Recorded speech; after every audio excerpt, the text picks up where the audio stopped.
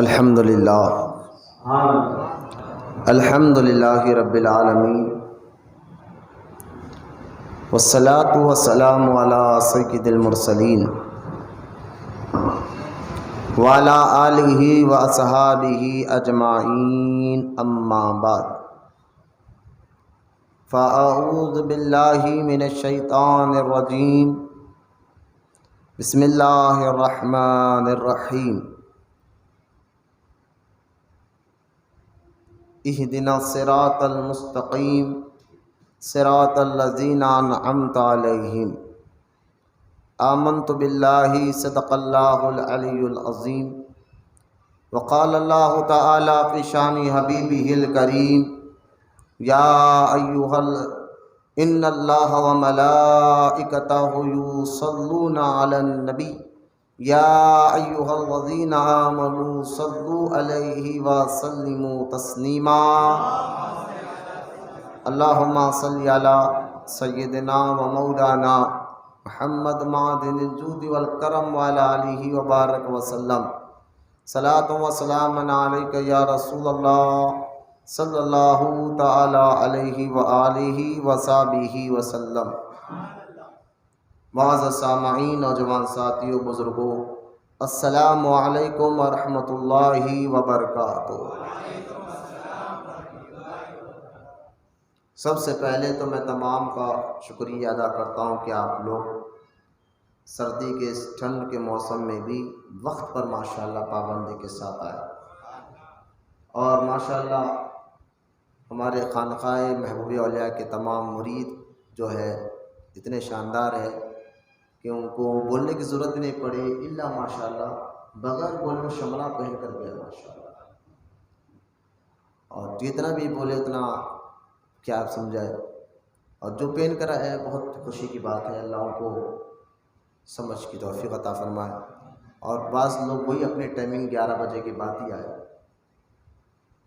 ان کو اگر کھیلنے کے لیے بلاؤ فجر میں چل جائیں گے، کہیں پکنک کے لیے جانے کے لیے تو 4 بجے رات سے ہی آ رہیں گے، لیکن پتہ نہیں یہ کب تک ہمارے اندر یہ سستی رہیں گی کہ خانقاہ میں ٹائم پہ آنے سے پہلے ہمیں کمر میں درد ہوتا، سردی ہو جاتی، بخار ہو جاتا، لسٹوں کی لمبی جو ہے فہرست ہمارے پاس رہتی ہے۔ یہ کیا ہے، بولتے رہتے ہیں حضرت کتنا بھی بولو تو یہاں اثر ہونے والا ہے ہی نہیں، اثر ختم ہو گیا نا اپنی باتوں میں۔ تو پھر بھی اللہ تعالیٰ کا شکر ہے کہ آپ آئے، احسان کیا آپ نے آ کر ماشاءاللہ، وقت پر نہیں، تھوڑے دیر ہی صحیح لیکن آئے تو صحیح۔ اللہ آپ کے آنے کو قبول فرما لے اور آپ کو دین کی صحیح سمجھ اور خانقاہوں کا ادب کرنے والا بنا دے۔ اب یہ ایسی خانقاہ بھی نہیں کہ آپ کو روز بلایا جا رہا ہو، روز آپ کو تنگ کیا جا رہا کہ آنا سے آنا، نہیں آئے تو پریشانی، ایسا بھی نہیں ہے۔ 8 دن میں ایک بار اتوار کا دن عموماً 99% لوگوں کو چھٹی رہتی ہے، 99% لوگ چھٹی میں رہتے ہیں، اس لیے ہم نے دن میں پروگرام رکھا، وہ بھی ظہر تک ہے۔ ایسا بھی نہیں کہ سارا دن، ظہر سے پہلے بیان ختم بھی ہو رہا ہے، پھر اس کے بعد آپ اپنے مصروفیات کر سکتے ہیں۔ پھر بھی اگر ہمارے اندر سستی کاہلی نہیں جا رہی ہے تو ہم اس سے اللہ کی پناہ ہی مانگ سکتے کہ اللہ، کیونکہ میرے آقا کی عادت مبارکہ ہے سرکار کہ جسم میں کوئی سستی کاہلی تھی نہیں معاذ اللہ، لیکن پھر بھی سرکار ہمیں تعلیم دینے کے لیے سرکار اکثر دعا کرتے تھے، اے اللہ سستی اور کاہلی سے میں تیری پناہ مانگتا ہوں۔ تو خود میں بھی یہاں 10:15 کو آ گیا، چلو دیکھیں کہ کیا کرتے ہیں، لیکن میں 10:15 سے بیٹھے ہوا ہوں الحمدللہ، لیکن وہی اپنے 11 بجے کے بعد ہی آئے۔ کتنا بھی سمجھائے، کتنا بھی بولے، ڈانٹے یا ڈائریکٹ میسج کرے، ڈائریکٹ فون کرے، ٹھیک ہے بھائی، ہم کرتے رہیں گے، آپ کو سمجھاتے رہیں گے، ہمارا کام ہے۔ جب اچانک موت آ جائیں گے، قبر میں جا کے لیٹیں گے، جب آپ کو سمجھ میں آئے گا یہ کتنے اہم کام ہے۔ ہر کام کے لیے وقت ہے، لیکن دین کے کام کے لیے وقت نہیں ہے۔ پھر زبان سے مت بولو ہمیں دین کا درد ہے، بولو، کوئی نہیں بولے گا۔ دین کا واقعی درد ہے تو پھر اس کی پابندی بھی ہوتی ہے، اس کے سیکھنے کی جستجو بھی ہوتی ہے، محنت بھی ہوتی ہے۔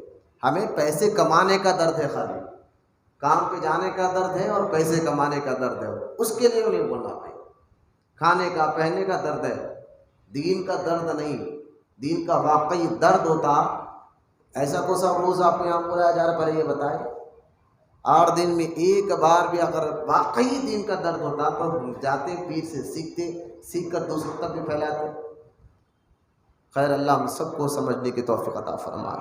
درود پاک پڑھے ایک مرتبہ، اللہم صلی علی سیدنا و مولانا محمد معدن الجود والکرم بارک وسلم۔ خاموش نہیں رہا ہے، میں جب بھی درود بولتا ہوں سب مل کر پڑھے، بلند آواز سے درود پاک پڑھے، اللہم صلی علی سیدنا و مولانا محمد معدن الجود والکرم بارک وسلم۔ سرکار کی حدیث پاک ہے، سرکار نے فرمایا ہر چیز کی ایک طہارت ہوتی ہے، دلوں کی طہارت درود ہے۔ دل پاک ہوتا ہے درود پڑھنے سے، اور جتنا دل پاک ہوگا انشاءاللہ اتنا دل نرم پڑے گا، اتنا نیکی کرنے کو دل چاہے گا۔ آئیے درود پاک پھر سے پیارے آقا کریم صلی اللہ تعالیٰ علیہ وسلم کی بارگاہ اقدس میں درود سلام کا نذرانہ محبت اور عقیدت کے ساتھ بلند آواز سے پڑھی، اللہم صلی علی سیدنا و مولانا محمد معدن الجود والکرم وعلی آلہ وبارک وسلم۔ صلاۃ و سلام علیک یا رسول اللہ صلی اللہ تعالی علیہ وسلم۔ ولی غوث پاک رضی اللہ تعالی عنہ ولیوں کے امام ہیں، اور غوث پاک کی اگر زندگی کو سمجھنا ہے تو اس کے کئی شعبے ہیں۔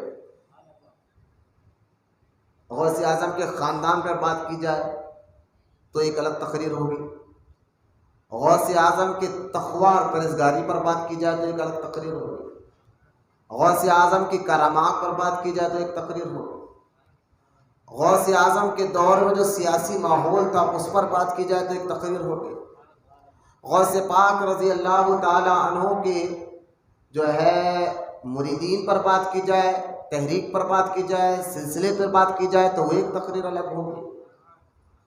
لہذا غوث اعظم کے علم پر بات کی جائے تو پھر ایک الگ تقریر ہوگی۔ حضرت علامہ موقوف الدین قدامہ، ذرا نام یاد رکھیں، علامہ موقوف الدین قدامہ رضی اللہ تعالیٰ عنہ، انہوں نے کتاب لکھی، اس کتاب کا نام تھا المغنی، اور یہ کتاب جو ہے فقہ حنبلی پر لکھی گئی ہے۔ جیسا کہ شریعت کے 4 امام ہیں، حنفی، شافعی، حنبلی اور مالکی۔ حضرت موقوف الدین قدامہ انہوں نے فقہ حنبلی پر کتاب لکھی المغنی۔ علماء کہتے ہیں اگر یہ کتاب نہ لکھتے تو آج لوگ فقہ حنبلی کو نہیں جانتے۔ فقہ حنبلی امام احمد بن حنبل، اسی فقہ حنبلی کے غوث اعظم بھی شاگرد ہیں۔ ذہن میں رکھیں، علماء کہتے ہیں کہ اگر المغنی یہ کتاب نہیں لکھی جاتی تو آج حنبلی فقہ کیا ہے یہ آج کسی کو سمجھ میں نہیں آتا تھا۔ لہٰذا فقہ حنبلی سمجھانے کے لیے یہ کتاب بہت زیادہ ضروری ہے، لازم ہے۔ اس کتاب کا نام المغنی ہے، اور اس کو لکھنے والے علامہ موقوف الدین قدامہ۔ یہ کون ہے جانتے ہو؟ علامہ موقوف الدین قدامہ، جنہوں نے فقہ حنبلی کی کتاب المغنی لکھ کر حنبلیوں پر بہت بڑا احسان کیا ہے۔ یہ علامہ موقوف الدین قدامہ رضی اللہ تعالیٰ عنہ شاگرد ہے غوث اعظم دستگیری کے۔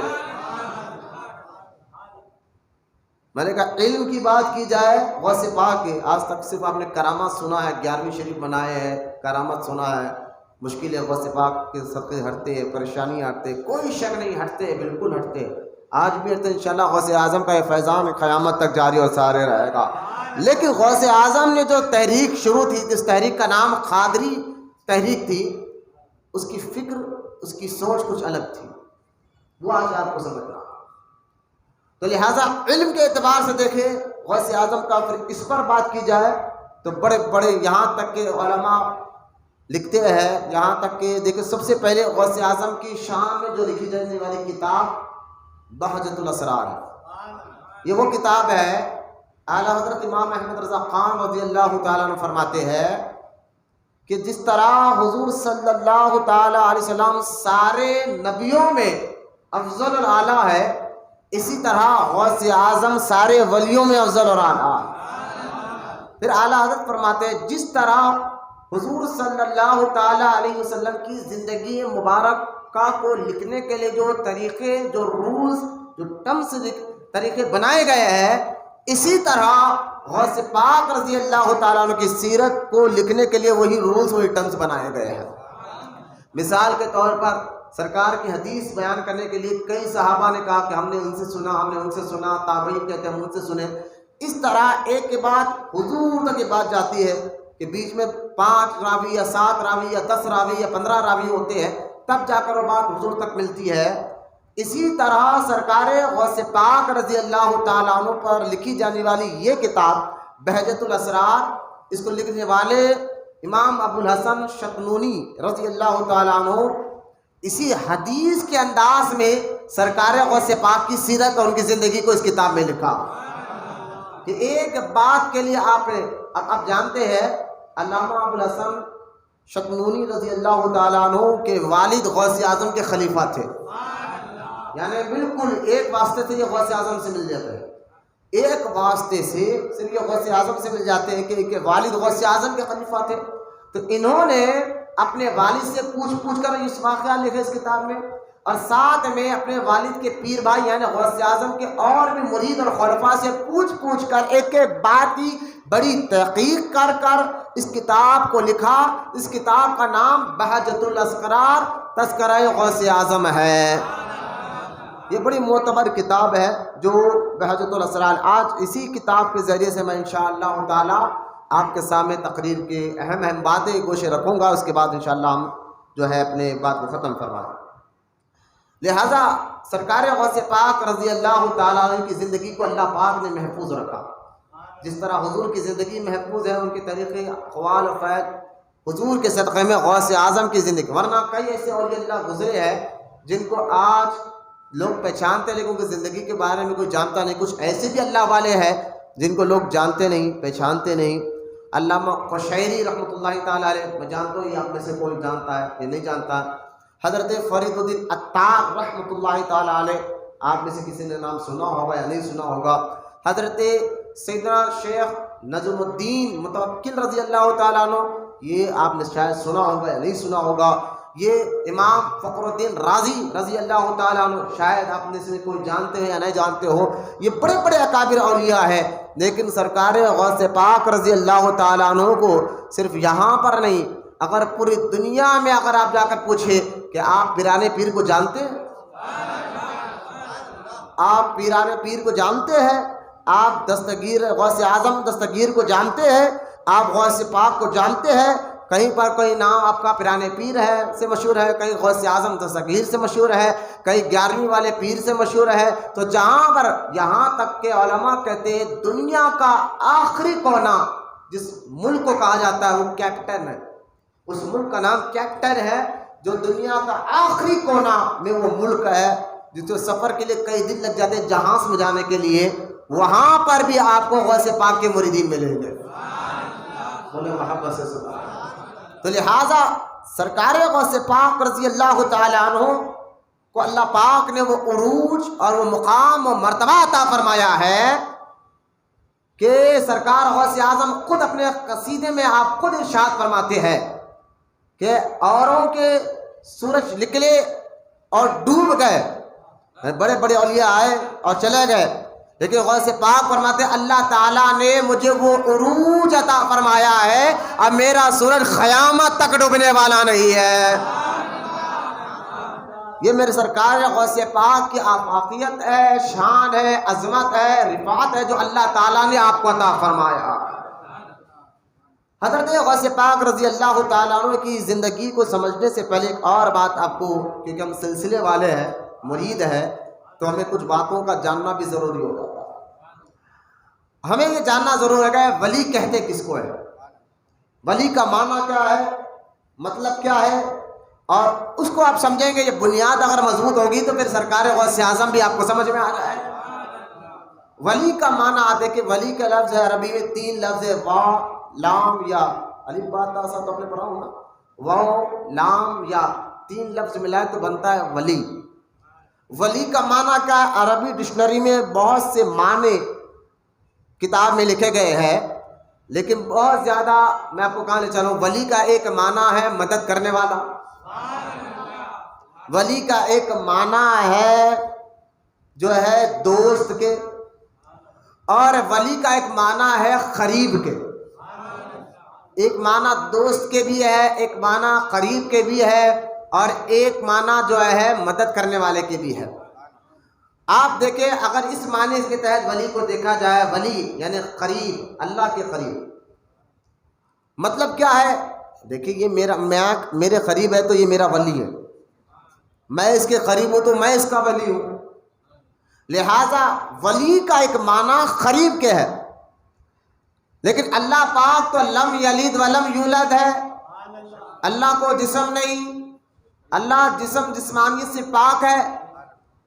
تو پھر اللہ کے قریب کا معنی کیا؟ جبکہ ولی کا معنی قریب کیا ہے، تو قریب کا معنی مطلب کیا ہے؟ تو اس کو اگر آپ کو سمجھنا ہے، اگر کوئی بولے جناب اللہ کو تو جسم نہیں ہے، پھر آپ کہہ رہے ولی کا معنی قریب کے ہے، یہ آپ کے قریب بیٹھنے والا آپ کا ولی، آپ اس کے ولی. تو ولی کا معنی قریب کیا ہے؟ تو ولی اللہ، اللہ کے قریب، بول رہا سبحان اللہ، اللہ کے قریب. تو لہذا اللہ کے قریب اس کا معنی کیا نکالا جائے گا؟ کیونکہ اللہ کو جسم ہے نہیں، وہ جسم سے پاک ہے، تو قریب ہونا ضروری ہے. تو لہذا اللہ پاک جسمانیت سے پاک ہے. اس کو کیسے سمجھا جائے گا؟ اس کو سمجھنے کے لیے میں آپ کو بتاؤں، جیسا کہ دیکھیں اس دنیا میں ایک گھر ہے جس کو ہم بیت اللہ کہا جاتا ہے. کیا کہتے ہیں؟ بیت اللہ کہتے ہیں. بیت اللہ کا معنی کیا؟ اللہ کا گھر. بیت اللہ کا معنی، اس لیے ہم مسجد کو بیت اللہ کا گھر کہتے ہیں نا، مسجد کا معنی اللہ کا گھر. لیکن مطلب کیا ہے کہ بیت اللہ، اللہ کا گھر، کیا معاذ اللہ اللہ اس کے اندر ہے، اس میں رہتا ہے، کعبے کے اندر رہتا ہے؟ تو ایسا بھی نہیں ہے، کیونکہ اللہ رہنے سے پاک ہے، اللہ کسی گھر میں آنے سے پاک ہے، اللہ زمین آسمان یعنی اللہ پاک جسمانیت، بیٹھنے، نیچے، اوپر، دائیں بائیں، ہر چیز سے اللہ پاک ہے. جب اللہ اس میں رہتا نہیں اور اس میں رہنے سے اللہ پاک ہے، پھر اس کو بیت اللہ کیوں کہا جاتا ہے؟ جب ہے نہیں تو بیت اللہ کہا کیوں جاتا ہے؟ اللہ کا گھر کہا کیوں جاتا ہے؟ تو علماء کہتے ہیں بات دراصل یہ ہے کہ بیت اللہ یعنی کعبۃ اللہ وہ جگہ ہے جہاں جانے سے اللہ مل جاتا ہے. بولنا سبحان اللہ. بیت اللہ، یہاں کعبہ کے پاس آؤ، جہاں آؤ گے تو میں مل بھی جاؤں گا اور میں راضی بھی ہو جاؤں گا. تو بیت اللہ کا معنی اللہ کا گھر، جہاں جانے سے اللہ ملتا ہے. ملتا ہے مطلب اللہ کی معرفت ملتی ہے، اللہ کی پہچان ملتی ہے، اللہ راضی ہوتا ہے.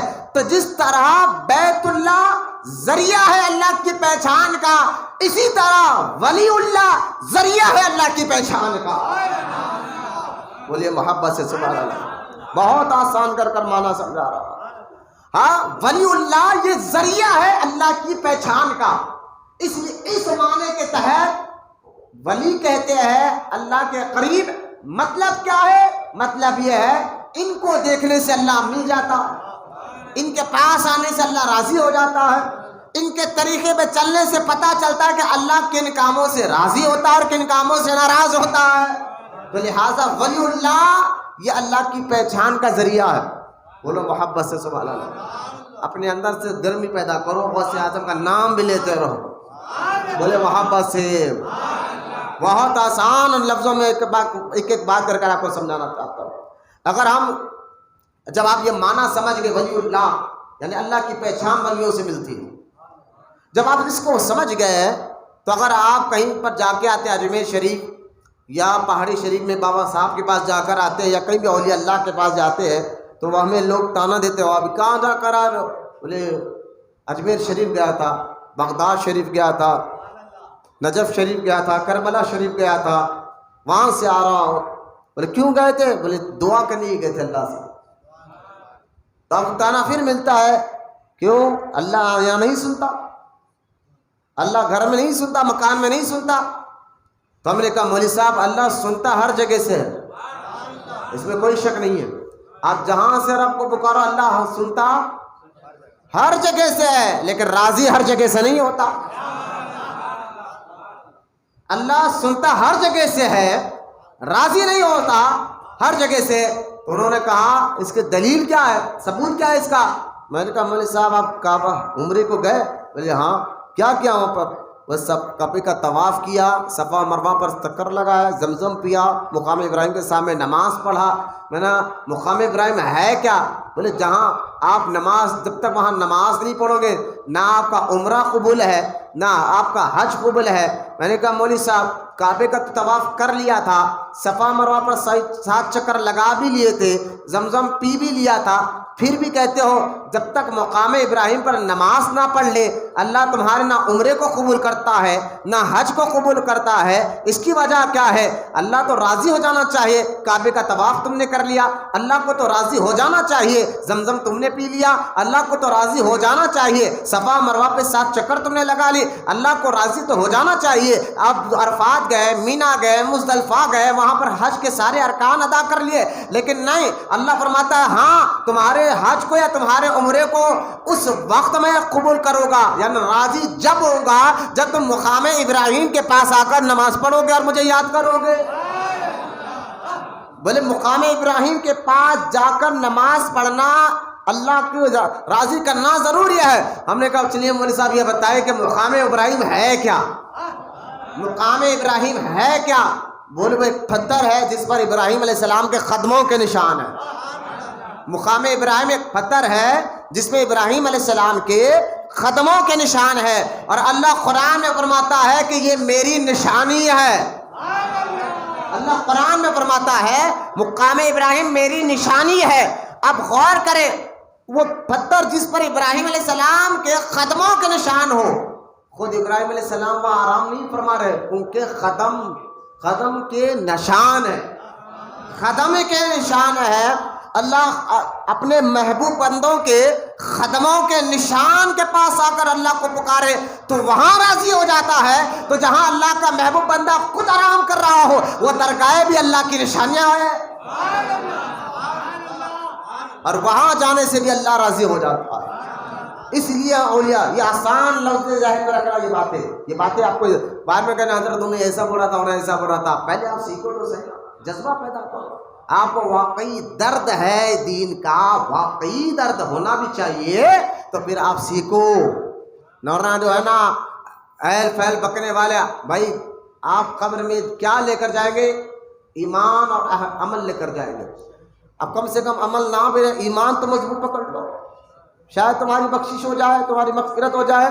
اور یہ وسوسے ڈالنے والے تمہارے ایمان اور عقیدے کو گڑبڑی کہہ کر تمہارے ایمان اور عقیدے کو بگاڑنا چاہتے ہیں، تو لہذا خدا کے واسطے اپنے ایمان عقیدے کی مضبوطی کے لیے ایسے حلقوں میں آیا کرو تاکہ آپ بزرگوں کے واقعات سن کر آپ کا ایمان اور عقیدہ دونوں مضبوط ہو جائے۔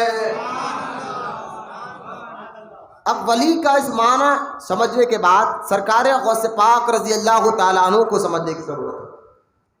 حضرت غوث پاک نے کس فیلڈ میں کام کیا یہ بھی سمجھنا ہے، یہ سلسلے بنے کیوں ہے یہ بھی سمجھنا ہے۔ اگر آپ غور کریں کہ یہ کیا ہے، کوئی بولا ہم قادری سلسلے سے، کوئی چشتیہ سلسلے سے، کوئی سہروردیہ سلسلے کے ہے، تو یہ سلسلے کیوں ہے بھائی، کیوں مرید بنتے ہو، اس کی وجہ کیا ہے؟ تو اس کی وجہ سمجھنا ہے تو سورہ جمعہ میں ایک آیت ہے، اس کو سمجھنا ہوگا، تب آپ کو غوث اعظم میں سمجھنا ہے کس فیلڈ میں غوث اعظم نے کام کر کے بتایا، وہ سمجھنا ہے۔ تو سورہ جمعہ میں بھی آیت مبارکہ ہے، سورہ بقرہ میں بھی آیت مبارکہ۔ اللہ پاک فرماتا ہے یتلو علیہم آیاتہ یزکیہم، یہ 3 لفظ غور کر، یتلو علیہم آیاتہ یزکیہم۔ اللہ قرآن میں فرماتا ہے بے شک نبی جو ہے تمہیں قرآن پڑھ کر سنانے آیا ہے، قرآن پڑھا کر تمہیں سمجھانے سنانے آیا ہے۔ ایک نبی کی ذمہ داری ہوتی ہے قرآن پڑھ کر سمجھانا سنانا، قرآن کا معنی سمجھانا اور تمہیں پاک کرنا۔ یہ 3 باتیں یاد رکھیں، قرآن پڑھ کر سنانا، قرآن کا معنی سمجھانا اور تمہارے دلوں کو یزکیہم تمہیں پاک کرنا۔ اگر آپ قرآن پڑھیں گے، قرآن میں ہے کیا؟ قرآن میں اگر آپ سارے باتیں آپ پڑھیں گے، قرآن پاک 30 پارے بھی آپ پڑھیں گے، قرآن کے احکام کو سمجھنے کی کوشش کریں تو 3 باتوں کا زور ہے قرآن میں. قرآن میں 3 سبجیکٹ ہے جو اللہ آپ کو سمجھانا چاہتا ہے. وہ 3 سبجیکٹ کیا ہے؟ ایک، قرآن آپ کو عقیدہ سکھاتا ہے، بولو یار محبت سے، توحید کیا ہے، رسالت کیا ہے، جنت کیا ہے، دوزخ کیا ہے، فرشتے کیا ہے. یہ قرآن ہمیں پہلے عقیدہ سکھاتا ہے. یہ سبجیکٹ ہے قرآن کے سبجیکٹ. میں آسان کر بتا رہا ہوں، بچے آپ سب بیٹھے ہیں تو آپ کو بھی سمجھ میں آئے کہ قرآن اصل سبق دیتا کیا ہے. تو قرآن کو اگر پورے 30 پاروں کا اگر نچوڑ دیکھا جائے تو قرآن میں 3 باتیں ہیں جو قرآن آپ کو سمجھانا چاہتا ہے. وہ 3 باتیں کیا ہے؟ ایک تو ہے عقیدہ، اس کا دوسرا نام ایمان ہے.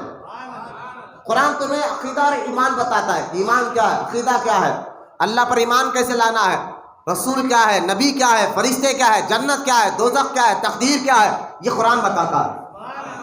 اب قرآن دوسرا سبجیکٹ جو دیتا ہے وہ احکام کے. وہ کیا ہے؟ بولو نا، احکام کے. نماز کیا ہے، روزہ کیا ہے، زکوٰۃ کیا ہے، حج کیا ہے، حلال کیا ہے، حرام کیا ہے. یہ دوسرا احکام کے. اور تیسرا سبجیکٹ جو ہے جو قرآن تمہیں سمجھاتا ہے وہ آپ کے اچھے اخلاق کیا ہے، اچھی عادتیں کیا ہے. اخلاق کس کو کہتے ہیں؟ نرم دل کس کو کہتے ہیں؟ صبر کس کو کہتے ہیں؟ شکر کس کو کہتے ہیں؟ اور جو ہے عفو کس کو کہتے ہیں؟ معاف کرنا کس کو کہتے ہیں؟ یہ تیسری بات.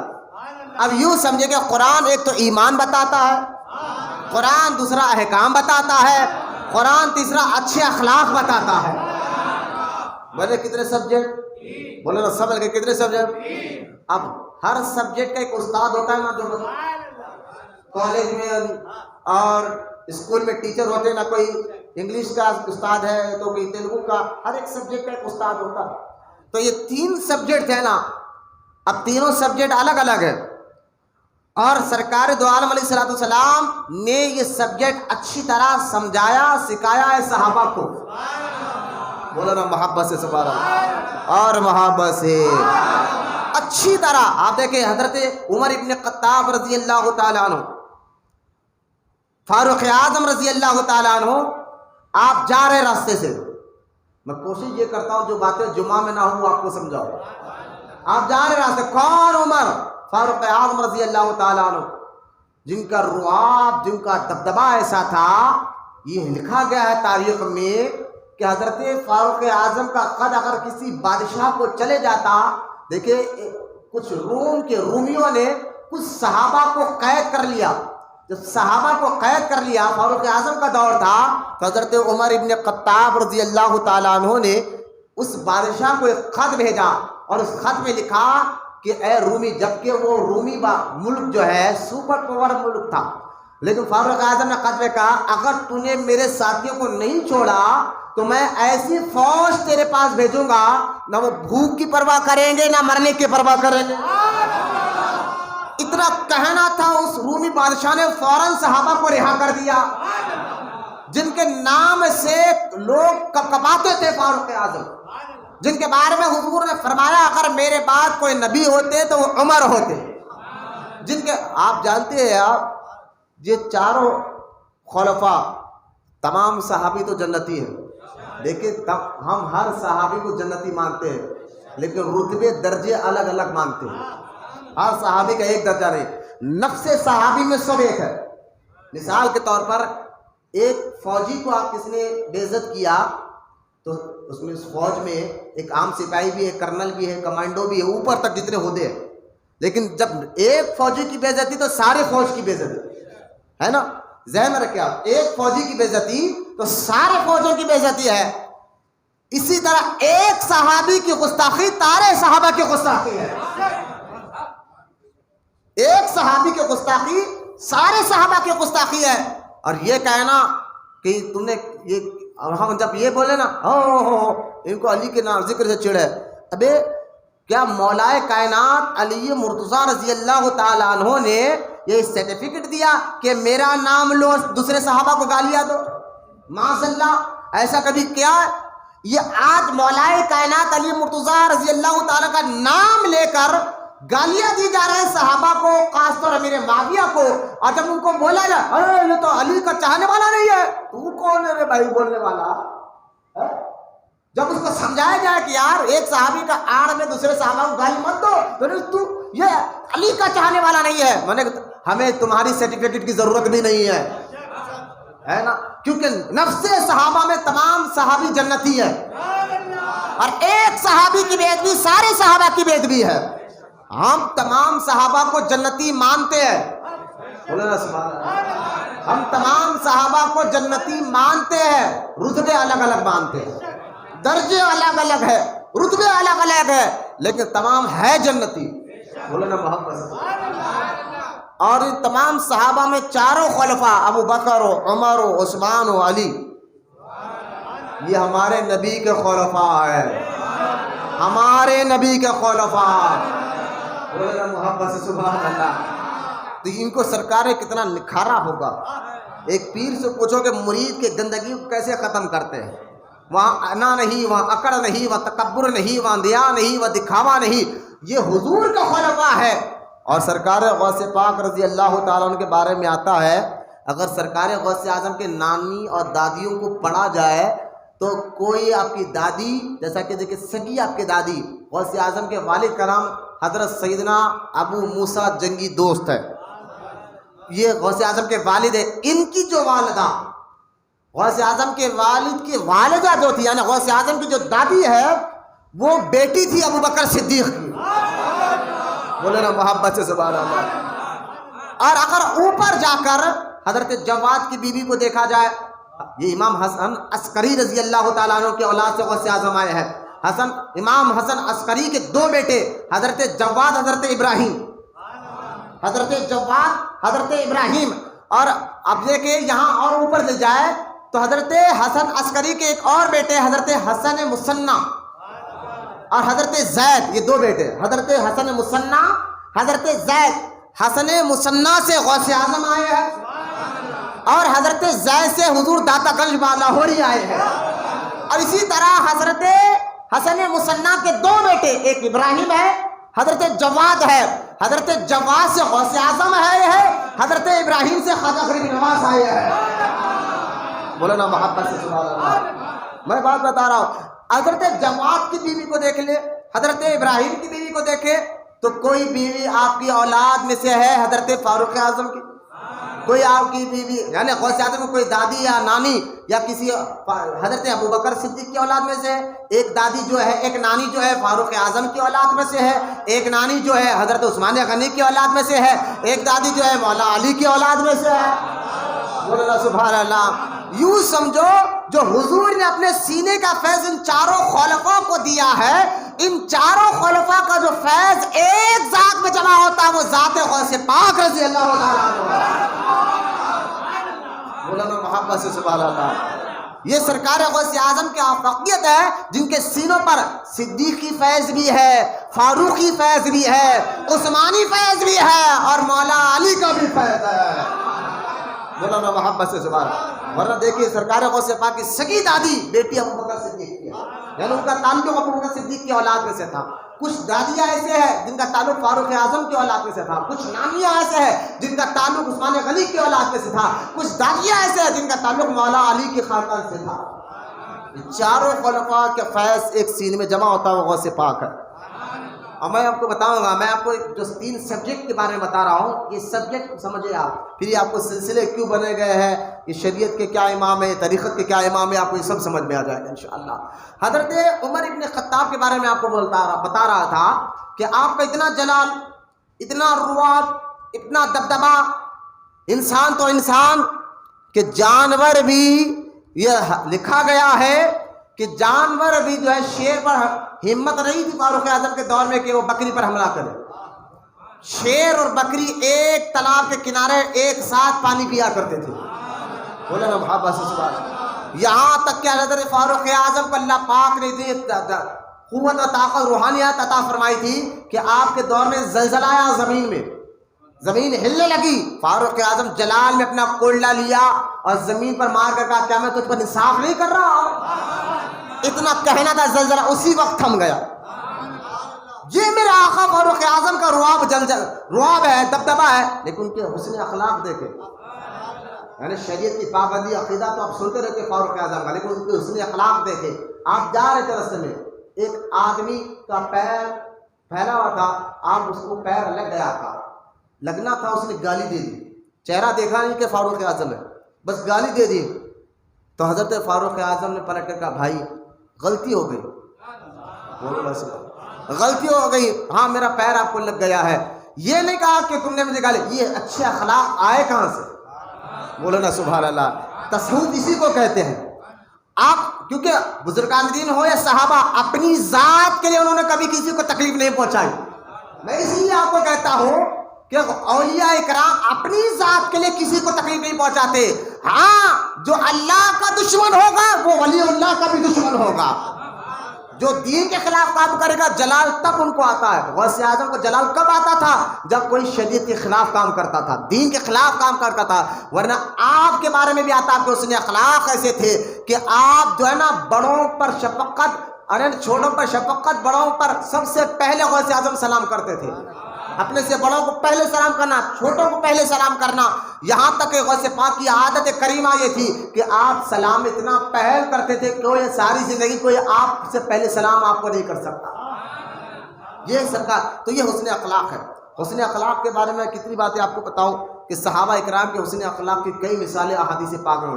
لیکن تین باتیں، ایک عقیدہ، ایک احکام اور ایک ہے حسن اخلاق. یہ تین باتوں کے، یہ تین سبجیکٹ قرآن آپ کو دے رہا ہے. نبی یہی بات سمجھائے، نبی پاک علیہ السلام نے یہی تین سبجیکٹ آپ کو اچھی طرح سمجھایا. پہلے ایمان کیا بتایا ہے، اس کے بعد احکام کیا ہے بتایا ہے، پھر اچھی عادتیں، صبر کیا ہے، شکر کیا ہے. اب جتنی اچھی عادتیں بڑھتے جائیں گی اتنی روحانیت بڑھتے جائیں گی، اور جتنی روحانیت بڑھتے جائیں گی اتنے فرشتے آپ کو نظر آتے رہے گا، خبر میں کیا ہو رہا آپ کو نظر آتے رہے گا. لہذا روحانیت بڑھتی کیسے ہے؟ اسی کو حسن اخلاق کہتے ہیں. یہی تو بات ابراہیم بن ادم کہتے ہیں کہ تصوف حسن اخلاق کا نام ہے. سارے اچھی عادتیں جمع کر دو، اسی کا نام تصوف ہے، اسی کا نام طریقت ہے. تو لہذا کتنے سبجیکٹ ملے؟ سب مل کر کتنے؟ تین. ایک ہے عقیدہ، دوسرا احکام، اور تیسرا جو ہے حسن اخلاق. اب تین سبجیکٹ جب ملے تو آگے چل کر ان سبجیکٹوں کے الگ الگ امام بھی بنے. یوں سمجھے کہ الگ الگ ٹیچر بنے. کوئی انگلش کا خاص ٹیچر ہوتا ہے، کوئی تیلگو کا خاص ٹیچر ہوتا ہے، کوئی میتھس کا خاص ٹیچر ہوتا ہے. یہ سمجھانے کے لیے آپ کو اگر مثال دے رہا ہوں. اسی طرح جب صحابہ کے بعد دور آیا تو یہ تین باتیں سمجھانے کے لیے الگ الگ امام بنے. اللہ پاک نے ایسے اماموں کو دنیا میں پیدا فرمایا.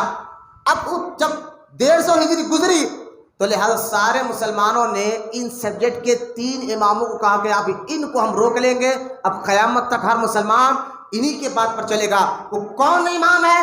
اب دیکھیں، جب ایمان کیا ہے، عقیدہ کیا ہے، اس سبجیکٹ کے امام جو بنے ہیں، جن کو آج تک سننے مسلمان عمل کرتے باتی ہے، وہ دو امام گزرے ہیں عقیدے کے. کتنے امام؟ یہ جاننا ضروری ہے آپ کو. عقیدے کے دو امام، کیونکہ سبجیکٹ قرآن خود سے نہیں سمجھ سکتے آپ.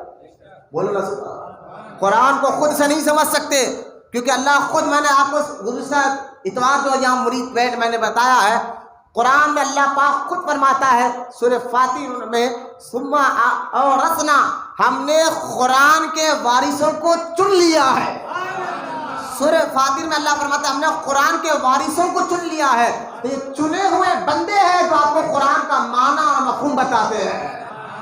کیونکہ حضور نے صحابہ کو سکھایا، صحابہ نے تابعین کو سکھایا، تابعین نے اولیاء اللہ کو سکھایا. اب غور کریں تو تین سبجیکٹ کے امام میں سے پہلا سبجیکٹ کیا تھا؟ ایمان اور عقیدہ. پہلا سبجیکٹ تھا نا. اس کے دو امام بڑے مشہور ہوئے.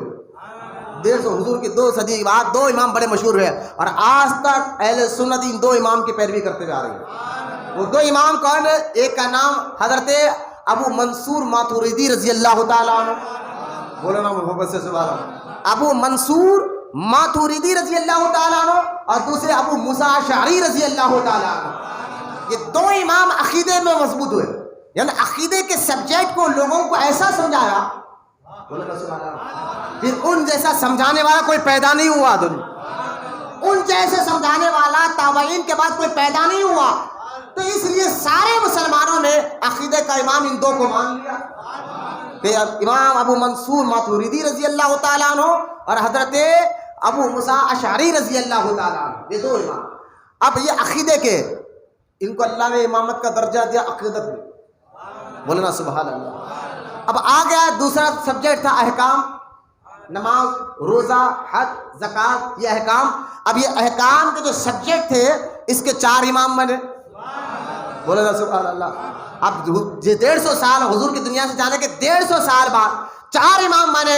ایک امام کو امام اعظم ابو حنیفہ کہا جاتا ہے، ایک کو امام مالک کہا جاتا ہے، ایک کو امام شافعی کہا جاتا ہے، اور ایک کو امام احمد بن حنبل کہا جاتا ہے۔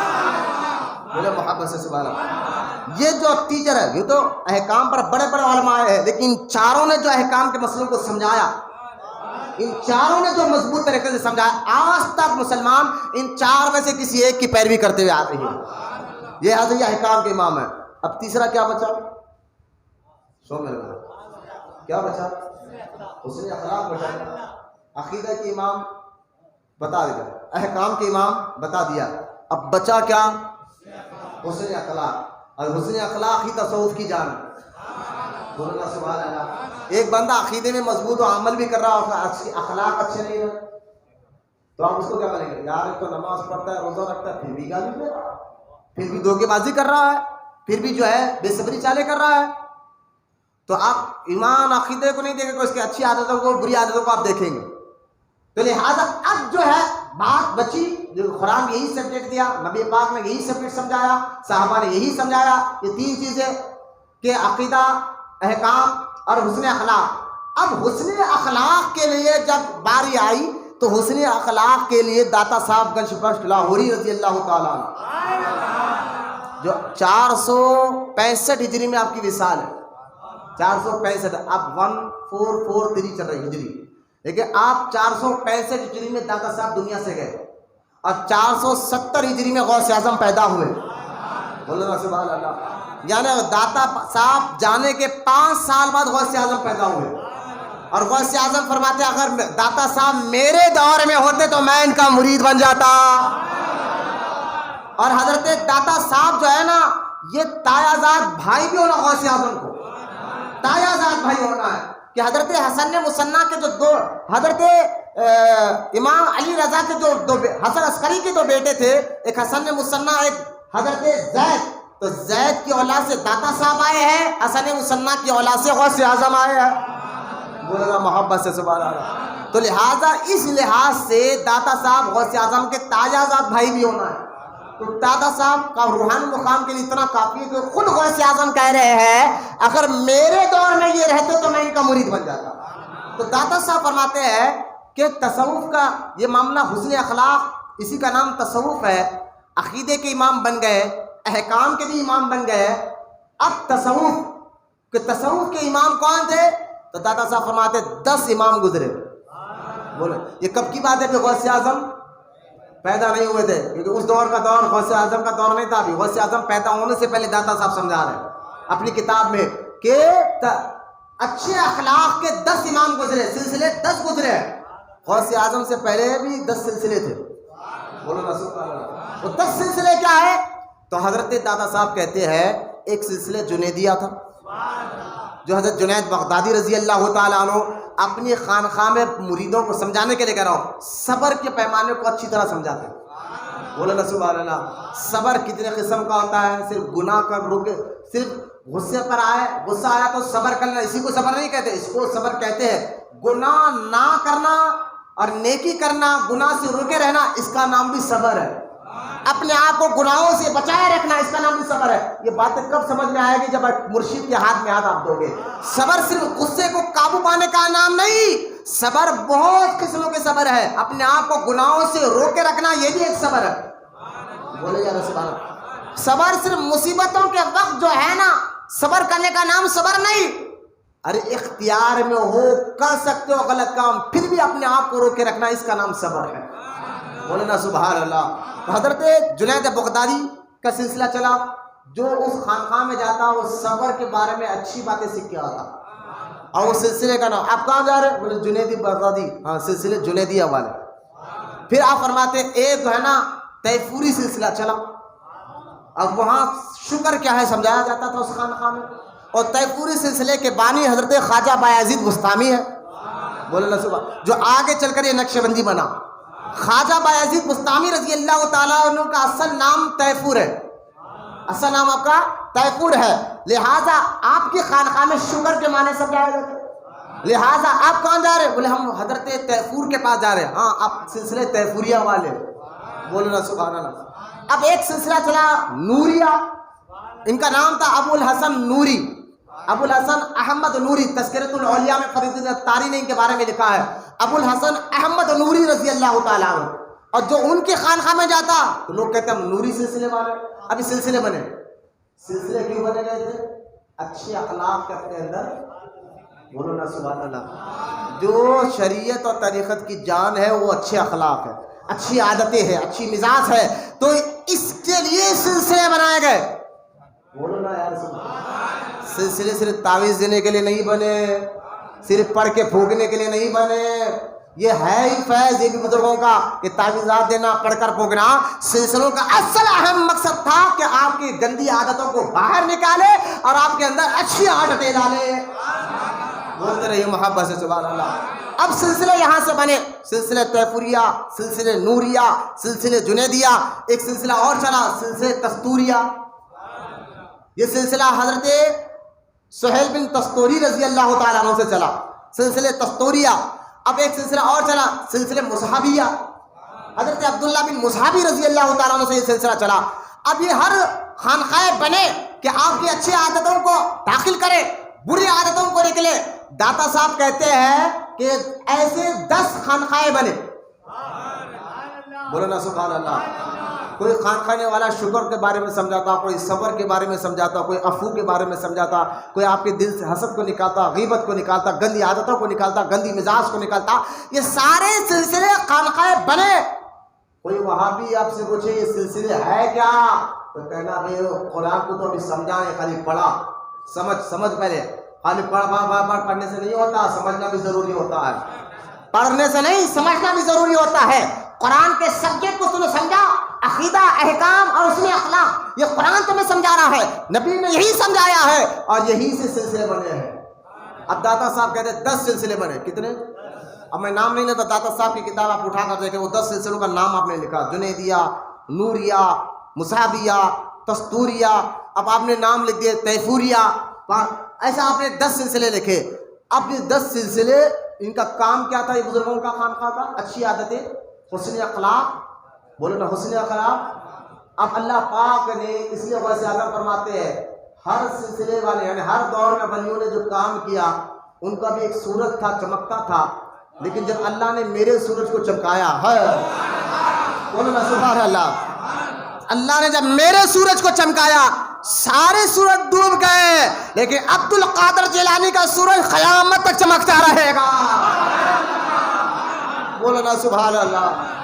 اب سلسلہ قادریہ کی باری آئی. بولو نا سبحان اللہ. سلسلہ قادریہ ایک سلسلہ ہی نہیں, غوث اعظم نے ایک تحریک شروع کیا تھا کہ بندوں کے اندر گندگی ختم کرے. ارے اچھے اخلاق آئیں گے کہاں سے؟ چلو غوث اعظم کے دربار میں, چلو سلسلہ قادریہ میں, وہاں تمہیں صبر بھی سکھایا جائے گا. غوث اعظم کا یہ سلسلہ قادریہ ہے, یہ سارے 10 سلسلوں کا فیض ایک سلسلے میں جمع ہو گیا. اس سلسلے کا نام سلسلہ قادریہ ہے. بولو نا محبت سے سبحان اللہ. سارے 10 سلسلے داتا صاحب فرما رہے اپنی کتاب میں, 10 سلسلے جہاں ایک جگہ جمع ہو جائے اس لہر کا نام قادری سلسلہ. جہاں تم کو ہر چیز سکھایا جاتا ہے, تمہیں صبر بھی سکھایا جاتا ہے, شکر بھی سکھایا جاتا ہے, عفو بھی سکھایا جاتا ہے, تمہارے حسد نکالا جاتا ہے, غیبت نکالا جاتا ہے, اچھی عادتیں تمہارے اندر نکالا جاتا ہے. اس لیے غوث پاک کے سارے خطبے آپ پڑھ کر دیکھ لیں, غوث اعظم اپنی ہر تقریر میں کہتے ہیں بندے اللہ کی توحید کو مضبوط پکڑ, توکل کر. توکل کیا ہے یہ غوث اعظم سمجھاتے تھے. اللہ پر یقین کیسا کرنا یہ غوث اعظم سمجھاتے تھے. موت کیا ہے یہ غوث اعظم سمجھاتے تھے. تقدیر کیا ہے, یہ موت اور تقدیر پر بندے کو یقین ہو جائے نا تو یہ حرام کمانا ہی چھوڑ دے. موت اور تقدیر پر یقین ہو جائے نا, یہ یقین رکھنا بھی چاہیے, یہ بندہ حرام کمانا ہی چھوڑ دے کیونکہ وہ صرف دین کا کام میں لگ جائے گا. ایک بار تبا غوث پاک رضی اللہ تعالیٰ عنہ علماء کے ساتھ بیٹھے ہوئے اور بات چل رہی تھی قضاء کے بارے میں, موت کے بارے میں. اور غوث اعظم بتا رہے بغیر رب کے حکم کے موت آ نہیں سکتی. یہ بات سمجھ، یہ موضوع تھا، ٹاپک تھا یہ غوث پاک. علماء میں بحث چل رہی ہے، اچانک اوپر سے سانپ گرا. غور کریں بات کیا چل رہی تھی کہ بغیر رب کے حکم سے موت ذرا ذہن میں رکھو. سرکار اس لیے فرماتے حدیث پاک میں سرکار نے فرمایا جب تک تم موت سے محبت اور دنیا سے نفرت کرتے رہو گے اللہ تمہیں عزت دیتے رہے گا. جہاں تم دنیا سے محبت موت سے ڈرنا شروع کر دو گے تم ذلیل ہوتے رہو. تو تم بغیر رب کے حکم کے موت کب یقین پیدا کرو گے؟ خانخواہ والے پلا کر سمجھاتے تھے. غوث اعظم موت اور تقدیر کے بارے میں سمجھا رہے تھے، اچانک سانپ گرا، سارے اٹھ کر بھاگ گئے. غوث اعظم اپنی تقریر کو جاری رکھا. موضوع بھی وہی تھا نا. اب وہ سانپ یہاں سے نکلا اور یہاں سے نکلا، یہاں سے داخل ہوا، یہاں سے نکلا، یہاں سے یعنی پورے جسم سے، کبھی آستین سے جاتا یہاں سے نکلتا، گلے سے جاتا آستین سے نکلتا. غوث اعظم نہ ہلے نہ ڈھلے بلکہ وہاں بیٹھے بیٹھے موت اور تقدیر پر بیان کرتے ہی رہے. آخر کار وہ جو سانپ تھا وہ دم کے بل کھڑا ہو گیا اور انسانوں کی طرف بول کر کہنے لگا لوگوں ڈرو نہیں، میں جن ہوں، جن میں شیطان ہوں. میں ایسے طریقے سے کئی لوگوں کو بھٹکایا ہوں جو موت پر کہتے تھے ہاں موت تو آنی ہے. آج ہم بھی کتنے خالی بولنے کے ہو گئے لیکن کرنے کے کچھ نہیں ہے نا. موت تو آنی ہے لیکن ہمارے عمل تو نہیں بتا رہے کہ آپ موت کی تیاری کر رہے. آپ تو بولو مرنا ہے مرنا، لیکن تم کر کیا رہے؟ ارے بھائی موت کا واقعی تمہیں ڈر ہے، یعنی موت آنی ہے، ڈر تو نہیں محبت ہے. جب تم کو واقعی یہ معلوم ہے تو عمل بھی ویسے کریں گے، ہے نا. عمل بھی ویسے کریں گے. جب عمل کچھ اور کر رہے ہو پھر بولے نہیں مرنا بھی ہے، اللہ کو منہ دکھانا بھی ہے، پھر تمہارے کام کیا ہے میرے بھائی؟ تم کہاں کیا کرتے ہو؟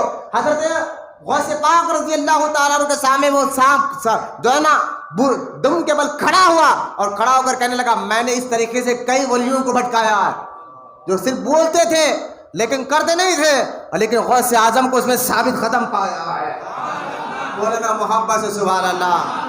ارے میرے غوث اعظم کے چاہنے والوں، تم سلسلہ قادریہ جو سلسلہ تمہیں ملا ہے یہ بہت مبارک سلسلہ ہے. یہ وہ سلسلہ ہے جس کے بارے میں غوث اعظم خود فرماتے ہیں جو میرے مرید کا مرید قیامت تک جو میرے سلسلے میں آتا رہے گا وہ میرے مریدوں پر میں ایسا سایہ رکھتا ہوں جیسا زمین پر آسمان ہے.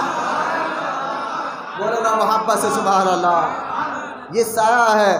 اس لیے دیکھیے آپ اعلیٰ حضرت فرماتے ہیں کہ پلہ ہلکا ہی صحیح، پلہ ہلکا ہی صحیح لیکن بھاری ہے بھروسہ تیرا، بھاری ہے بھروسہ تیرا.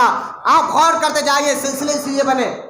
آپ کوئی مرید بنا، آپ کئی کو مرید بنے تو آپ سب بات کرنے بیٹھے ارے کیا کی بولے تھے مرید نہیں وہ آج وہاں پہ تان مرید بننا ضروری ہے کیا؟ قرآن ہے لکھا ہوا، کہاں لکھے ہوا نہیں ہے. مرید بن گئے اور اب مرید کو خود پتہ نہ چلے کہ وہ مرید کیوں بنا تو پھر میں کہتا ہوں بیکار کی بات ہے. اب یہ سلسلے بنے ہی تمہارے اچھے عادات کے لیے اور یہ قرآن ہے کیونکہ قرآن پورا کا پورا تصوف قرآن حدیث کی روشنی میں ہے. یہ خود سے نہیں، قرآن حدیث کی روشنی سے آپ کو بتاتا ہے. اور سرکار غوث پاک رضی اللہ تعالیٰ کی زندگی کو اگر آپ دیکھیں یہ سلسلے آپ سمجھ گئے، ولی کا معنی سمجھ گئے اور غوث اعظم کی بارگاہ میں وقت پر ہی بیان ختم کروں گا. انشاءاللہ ہم نماز ظہر ادا کر کر کھانا کھائیں گے، انشاءاللہ 11ویں پاک کا صدقہ کھا کر جائیں گے انشاءاللہ. لیکن میری بات غور کریں، یہ ساری باتیں سمجھ میں آئیں گے تو غوث اعظم آپ کو سمجھ میں آئیں گے. پیرا میرا شیخ عبد القادر جیلانی غوث اعظم دستگیر رضی اللہ تعالیٰ عنہ آپ کو سمجھ میں آئیں گے. سرکار غوث پاک 470 ہجری میں پیدا ہوئے. بولو کتنے؟ 400. اور جس وقت آپ پیدا ہوئے آپ کی ماں کی عمر 60 سال تھی. یہ ابھی آپ کی کرامت ہے کیا؟ جس عمر میں کوئی پیدا نہیں ہوتا، عموماً عورتیں جو ہے بچہ پیدا نہیں کر سکتی، غوث اعظم کی ماں اس عمر کی تھی اور غوث اعظم پیدا ہوئے. لیکن اس سے پہلے ایک اور آپ کو بات بتا دوں، غوث پاک کا نام اصل نام سید عبداللہ عبد القادر ہے. سید ابو محمد بھی آپ کو کہا گیا لیکن اصل نام سید عبد القادر ہے. غوث اعظم یہ نام نہیں، یہ ٹائٹل ہے، یہ لقب ہے آپ کا. اور یہ لقب کیا ہے؟ غوث اعظم. غوث کہتے ہیں سارے ولیوں کے پیر، غوث اعظم سارے ولیوں کے امام. غوث اعظم ایک ٹائٹل ہے جب آپ سمجھ، جیسا کہ بھائی اے سی پی نام نہیں ٹائٹل ہے،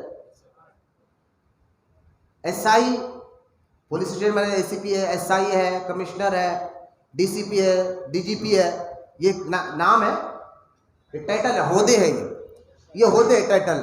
اسی طرح غوث اعظم نام نہیں ٹائٹل ہے، اور ان کے نیچے کے نام قطب ہے، ابدال ہے، عقبہ ہے، نجمہ ہے، اوتاد ہے، ابدال ہے، اور ان سب سے بڑا غوث ہے. غوث کا بھی جو غوث اعظم ہوتا ہے، غوث کا بھی جو غوث ہے اس کو غوث اعظم کہا جاتا ہے، یہ ٹائٹل ہے. اب اعلیٰ حضرت سے پوچھا گیا غوث اعظم کے سب سے پہلے روئے زمین پر غوث اعظم کا لقب کس کو ملا؟ اعلیٰ حضرت سے پوچھا گیا. یہ جان رکھے غوث اعظم میں نام نہیں، یہ ٹائٹل ہے، ٹائٹل. غوث اعظم کا لقب ملا کس کو؟ جب اعلیٰ حضرت سے پوچھا گیا. اب جب آپ سمجھ گئے کہ ٹائٹل ہے تو اعلیٰ حضرت فرماتے ہیں اس روئے زمین پر، کیونکہ نبی ولی کتنا بھی بڑے مقام پر ہو جائے، غوث اعظم بھی ہو جائے، وہ نبی کا غلام ہی ہوتا ہے. یہاں انبیاء کی بات نہیں، ولیوں کی بات چل رہی ہے، انبیاء نے اولیاء اللہ کے رتبوں کی بات چل رہی ہے. تو اعلیٰ حضرت فرماتے ہیں اس روئے زمین پر بعد الانبیاء سب سے پہلے غوث اعظم ابو بکر صدیق ہے، مولانا محبت سے سبحان اللہ. ان کے بعد حضرت عمر ابن خطاب ہے، ان کے بعد حضرت عثمان غنی ہے، ان کے بعد مولا کائنات علی مرتضیٰ ہے، ان کے بعد امام حسن ہے، ان کے بعد امام حسین ہے، ان کے بعد امام زین العابدین ہے، ان کے بعد امام محمد بن باقر ہے، ان کے بعد امام جعفر صادق ہے، ان کے بعد امام موسیٰ کاظم ہے، ان کے بعد امام علی رضا ہے، ان کے بعد امام تقی ہے، ان کے بعد امام نقی ہے، ان کے بعد امام حسن عسکری ہے، ان کے بعد پیروں کے پیر شیخ عبد القادر جیلانی ہے.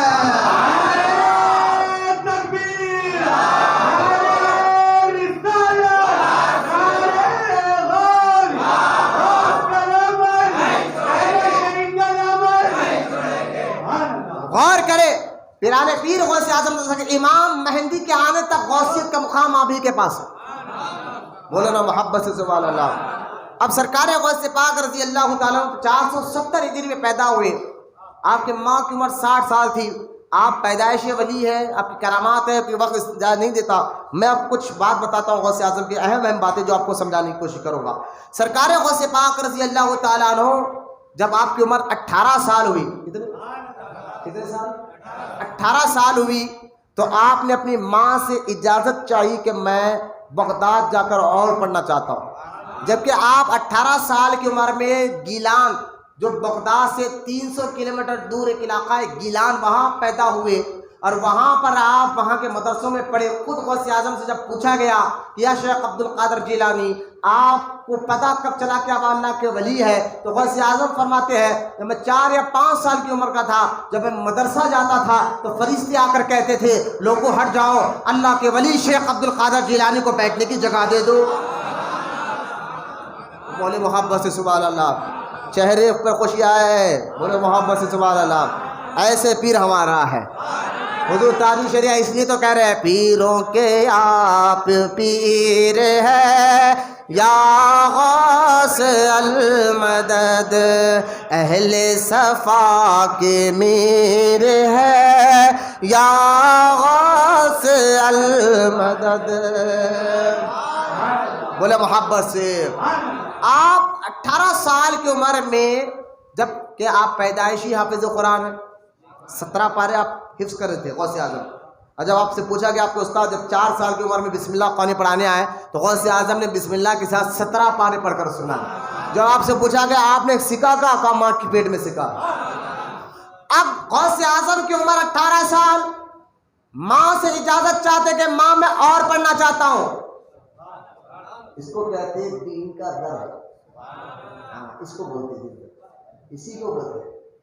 ہمارے پاس ہاں دیکھو ابھی بھی آنکھیں بند ہو جا رہے ہیں کر رہے، یہ ہمارا حال ہے. پھر ہم بولے نا معاشی کے رسول ہے، منع دعوے مت کرو، دعویٰ کرو تو عمل کر ڈھو کے بعد. یہ منافقوں جیسی عادت تمہارے اندر نہ لاؤ. ہاتھ جوڑ کر کہا منافقوں جیسی عادت مت لاؤ. اگر واقعی تمہارے اندر دین کا درد ہے تو پہلے تم دین سیکھتے پھر اس کا کام بھی کر کر بتاتے. تمہارے پاس درد رہا تھا 18 سال کے. اچھا جب غوث اعظم 18 سال کی عمر کے ہوئے، ماں کی عمر کیا ہوئی؟ بولو 78. 2 کون؟ 2 کم 80 سال کی ماں کی عمر، 2 کم 80 سال نا ماں کی عمر ہے. ماں سے کہتے ماں میں پڑھنے جاتا ہوں. جبکہ غوث اعظم ایک ذریعہ تھے. شوہر کا تو انتقال ہوا تھا، والد صاحب کو تو پہلے چلے گئے تھے. غوث اعظم کے والد صاحب تو پردہ فرما چکے تھے. آپ بیٹے ہی ذریعہ تھا نا. ایک بوڑھے ماں باپ کو ایک نوجوان بچہ ہی تو ذریعہ بنتا ہے کھلانے اور پلانے کا، اور اس پہ ہی تو ماں باپ بھروسہ رکھتے ہیں. اور وہ بھی ایک بیٹا ہو، وہ بھی عبد القادر ہو، عمر بھی 80 سال ہو، ماں کی عمر بھی 80 سال ہو، اور ینگ 18 سال کا نوجوان بچہ ماں سے کہہ رہا ہے میں پڑھنے کے لیے جاؤں گا. اور آپ گیلان سے بغداد آئے پڑھنے کے لیے. پھر میں نے تاریخ پڑھ کر دیکھا، ہمارے علماء کہتے ہیں پھر پتہ نہیں چلا کہ غوث اعظم پھر بعد میں ماں سے ملے یا نہ ملے. ساری زندگی بغداد میں گزار دی غوث پاک. اور یہ تھا دین کا جذبہ. ہم پریشان ہو گئے. 80 سال کی بوڑھی ماں نوجوان بیٹے عبد القادر جیلانی 18 سال کے بھیج رہی ہے بغداد پڑھنے کے لیے، جبکہ جانتی ہے اب واپس کبھی ملاقات نہیں ہوگی. یہ بھی جانتی ہے کہ یہ ذریعہ ہے، لیکن نہیں، جاؤ پڑھنے کے لیے. غوث اعظم پڑھنے کے لیے آ رہے ہیں. ہم نے کہا یار یہ ماں میں یہ جذبہ آیا کہاں سے، یہ شوق آیا کہاں سے، یہ جذبہ یہ شوق پیدا ہوا کیسے؟ تو جب ہم نے غوث اعظم کی ماں سیدہ ام الخیر فاطمہ کو پڑھا، ان کی زندگی کو سمجھا، تو ہم دیکھیں یہ بیٹی تو حسین کی ہے. سبحان اللہ. جب سمجھ میں آیا کربلا کا نقشہ، جو حسین کربلا میں اس دین کے لیے سب کو قربان کر دے. بولو نا سبحان اللہ. جو حسین کربلا میں دین کے لیے 6 مہینے کے علی اصغر کو قربان کر دے، 18 سال کے علی اکبر کو قربان کر دے، بھتیجوں بھانجوں سب کو خود کی جان کو قربان کر دے، وہ حسین کی بیٹی غوث اعظم کی ماں تھی. اور میں اکثر کہتا ہوں ماں باپ کے اچھے اخلاق اچھی عادتیں اولاد کے اندر بھی آتے ہیں. جس طرح وراثت پیسہ بیٹے کو ملتا ہے اولاد کو ملتا ہے، اسی طرح ماں باپ کی اچھی عادت اخلاق بھی، ماں باپ کے اچھے عادات اور اخلاق بھی اولاد کے اندر بھی آتی ہے. جن کی بیٹی حسین پاک کی بیٹی ہو اور غوث اعظم کی ماں ہو، وہ قربان نہ کرے تو پھر کون کرے بتا. یہ خون ہی کا اثر تھا، یہ مزاج کا ہی اثر تھا. حضرت غوث پاک رضی اللہ تعالیٰ عنہ بغداد آئے 18 سال کی عمر میں. اور آپ جب بغداد آئے اور امام محمد غزالی رحمۃ اللہ تعالیٰ علیہ 505 ہجری میں آپ پردہ فرمائے بغداد میں. غوث اعظم 18 سال کی عمر میں آئے، 470 میں پیدا ہوئے، 18 سال کی عمر میں آئے. اور یہاں غوث اعظم کی عمر 32 سال تھی، 32 ایئر تھی. امام محمد غزالی پردہ فرمائے. یعنی آپ 12 سال بغداد میں تھے، امام محمد غزالی بھی اس دور میں تھے. تو لہٰذا یہ قریب کا دور. اور علماء کہتے ہیں ایسی تو تاریخ میں لکھا تو نہیں کہ آپ نے غوث اعظم نے امام محمد غزالی سے ملا یا نہیں ملا، لیکن آپ کی کتاب غنیۃ الطالبین سے اندازہ ہوتا ہے کہ آپ جو باتیں امام محمد غزالی نے کیمیاء سادات میں اور احیاء علوم میں لکھے ہیں، وہی باتیں جمع کر کر غوث اعظم نے اپنی کتاب غنیۃ الطالبین میں لکھا. اس سے اندازہ، یعنی غوث اعظم جس دور میں آئے ہیں وہ دور ایسا نہیں ہے کہ چند معاذ اللہ آج کے دور میں چند جاہل مرید بیٹھے ہوئے ہیں اور پیر کہہ رہا ہے کہ میں بہت بڑا پہنچے گا ہوں، سب نعرہ لگا رہے پیر کے نام پہ. ایسا دور نہیں تھا. غوث اعظم کا وہ دور ایسا دور تھا جس دور میں امام محمد غزالی تھے، جس دور میں عبد الرحمن ابن جوزی تھے، جس دور میں حضرت سید شرف الدین جرجانی رحمۃ اللہ تعالیٰ علیہ تھے. کون سید شرف الدین جرجانی؟ انہوں نے قرآن کی تفسیر لکھی، تفسیر بغوی. سید شرف الدین جرجانی کی قرآن کی تفسیر بغوی. تفسیر بغوی کے بارے میں ابن تیمیہ جیسا بدبخت آدمی اہل حدیث جماعت کا وہابی، کٹر وہابی، اس نے تک اپنی کتاب میں لکھا کہ قرآن کی تفسیروں میں ساری بدعتوں سے پاک تفسیر کوئی ہے وہ تفسیر بغوی ہے. یعنی آج ابن تیمیہ کہہ رہا ہے تفسیر بغوی میں کوئی بدعت والی بات لکھی نہیں گئی ہے. وہ تفسیر بغوی کے جو امام تھے سید شرف الدین جرجانی، وہ غوث اعظم کے دور ہی میں تھے. شفا شریف کے لکھنے والے، شفا کتاب کو لکھنے والے علامہ قاضی ایاز رحمۃ اللہ تعالیٰ علیہ، یہ غوث اعظم کے دور میں تھے. ارے بولو نا سبحان اللہ، بولو نا محبت سے. ارے میں آپ کو کیا بڑھاؤں، کتنے بڑے بڑے علماء، اس بڑے بڑے اولیاء اللہ اس دور میں ہے. جس دور میں غوث اعظم ہے، ابو سعید مخزومی ہے، بولے یار سبحان اللہ، جہاں غوث شیخ حماد ہے، شیخ حماد، جہاں غوث اعظم بیٹھ کر ان سے پڑھتے ہیں، غوث اعظم کے استاد ہیں، پیروں کے پیر، جن کے آگے ادب سے بیٹھے شیخ حماد رحمت اللہ تعالی علیہ، وہ بزرگ ہے جن کے کپڑے غوث اعظم دھویا کرتے تھے، بولے سبحان اللہ، جن کے مدرسے میں غوث اعظم جھاڑو دیا کرتے تھے، جن کے کپڑے، جن کے بستر کو غوث اعظم جھٹکا کرتے تھے، وہ ہے شیخ حماد رحمت اللہ تعالی علیہ، بولنا سبحان اللہ۔ ان کے مدرسے میں غوث اعظم ہے، لیکن شیخ حماد خود پہنچے ہوئے اتنے ولی تھے، آپ نے جب ایک ہی نظر میں تاڑ لیا تھا کہ یہ وقت کا بہت بڑا ولی ہے شیخ حماد، اسی لیے آپ آزماتے رہتے تھے شیخ حماد۔ ایک مرتبہ کا واقعہ ہے، آپ آئے بیٹھے، شیخ حماد نے غوث اعظم کا نام لیا، اے عبد القادر تم میری محفل سے اٹھ کے باہر جاؤ۔ اب اٹھے، باہر گئے، کچھ دیر کے بعد پھر آئے، پھر بیٹھے، پھر آپ نے نام لے کر کہا باہر نکلو، 3 سے 4 بار کالا، سارے مرید بھی جو ہے اسی طرح کے حرکت کرنے لگے۔ شیخ حماد جلال میں آئے، فرمایا ارے کتو، تمہیں کیا معلوم کہ عبد القادر ہے کون؟ تمہیں کیا معلوم عبد القادر ہے کون؟ میں نے اپنی نگاہ سے اس کی پیشانی پر دیکھا اور لوح محفوظ میں پڑھ لیا ہے، یہ عبد القادر وہ شخص ہے، ایک وقت آئے گا بغداد کے ممبر پر بیٹھ کر، مسجد کے ممبر پر بیٹھ کر وہ یہ اعلان کرے گا کہ میرا یہ ختم سارے ولیوں کے گردنوں پر ہے۔ اعلیٰ حضرت جھوم کے کہتے ہیں واہ کیا مرتبہ ہے، اے غوث بالا تیرا اونچے اونچوں کے سروں سے ہے خدم آلہ تیرا۔ وہ شیخ حماد رحمت اللہ تعالی علیہ جن کے بستر کو غوث اعظم جھٹکتے تھے، یہ ہوتا ہے پیر کا ادب، استاد کا ادب۔ تم کیا جانو، غوث اعظم تو جھاڑو مارا کرتے تھے ان کی خاطر، یہاں تک کہ کپڑے دھویا کرتے تھے غوث پاک رضی اللہ تعالیٰ۔ تم کیا جانو، یہ ادب پہلائے گا تو علم آتا ہے، تصوف سینے میں جب آتا ہے۔ پہلے ادب دل میں نہیں آیا، پیر کا جسے تم مرید ہو، جسے پیر بنا رہے ہو، استاد بنا رہے ہو، جب تک ان کا ادب نہیں آئے گا تمہارا سینہ نہیں کھلے گا، تمہارے سینے میں فیض نہیں آئے گا۔ ہاں لیکن پیر بھی پیر ہو، ایسا ڈونگے والا پیر نہیں جو صحابہ کو گالیاں دینے والا ہو، پیر بھی واقعی پیر ہو، واقعی پیر ہو جن کا سلسلہ۔ پر آج دیکھ لیں، اس لیے علماء کہتے ہیں آج کے دور میں اگر آپ کو دیکھنا ہے کہ آپ تصوف جاننا چاہتے ہیں، روحانیت کو بڑھانا چاہتے ہیں، کہ آپ روحانیت بڑھتی ہے تو فرشتے بھی نظر آتے ہیں، روحانیت بڑھی تو خبر میں کیا ہو رہا نظر آتا ہے، روحانیت بڑی ولی بھی خبر میں نظر آتے ہیں۔ تو اس کو نظر آنے کے لیے پہلے کے علماء کیا کرتے تھے، مشائخ اپنے مریدوں کو مجاہدہ کراتے تھے، بولو نا سبحان اللہ، کہ تمہارے اندر کی گندگی ختم ہوگی، دل صاف ہوگا، تب تمہارا مجاہدہ ہوگا، تب تم یہ ساری چیزیں نظر آؤ، مجاہدہ کراتے تھے۔ لیکن آج کے دور میں بس تم پکے اور کٹر سنی بنے رہو، عقیدہ اپنا مضبوط کرتے رہو، خدا کی عزت و جلال کے قسم فرشتے تمہیں نظر ضرور آئیں گے۔ ابھی جو دور چل رہا ہے، مجاہدہ کیا ہے؟ اپنے ایمان کو بچانا، مجاہدہ کیا ہے؟ اپنے عقیدے کو بچائے رکھنا، مجاہدہ کیا ہے؟ تمام صحابہ کی عزت کرنا، مجاہدہ کیا ہے؟ تمام اہل بیت سے محبت کرنا، مجاہدہ کیا ہے؟ کہ سب سے افضل ابو بکر صدیق کو جاننا، بولنا سبحان اللہ۔ یہی غوث پاک کی اولاد سے انہوں بولے دماد مسقرندر علی کا پہلا نمبر، حضرت ابو بکر سیاست میں افضل ہے، علی روحانیت میں افضل ہے۔ میں نے کہا آپ وہ کتنا بھی بڑا ہو، اپنے آپ کو غوث کا بیٹا بھی کہہ لے، اس کی بات مت مان، غوث اعظم کی مان۔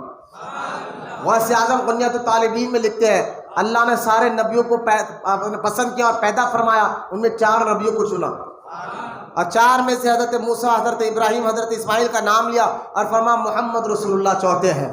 ان 4 میں سے سب سے افضل حضور کو بنایا، غوث اعظم فرمایا۔ اسی طرح تمام صحابہ کو اللہ نے چنا نبی کی صحابیت کے لیے، نبی کی صحبت میں رہنے کے لیے۔ ان تمام صحابہ سے اللہ پاک نے 4 صحابہ کو چنا، ابو بکر، عمر، عثمان و علی۔ پھر غوث اعظم فرماتے ان 4 میں سب سے افضل ابو بکر ہے۔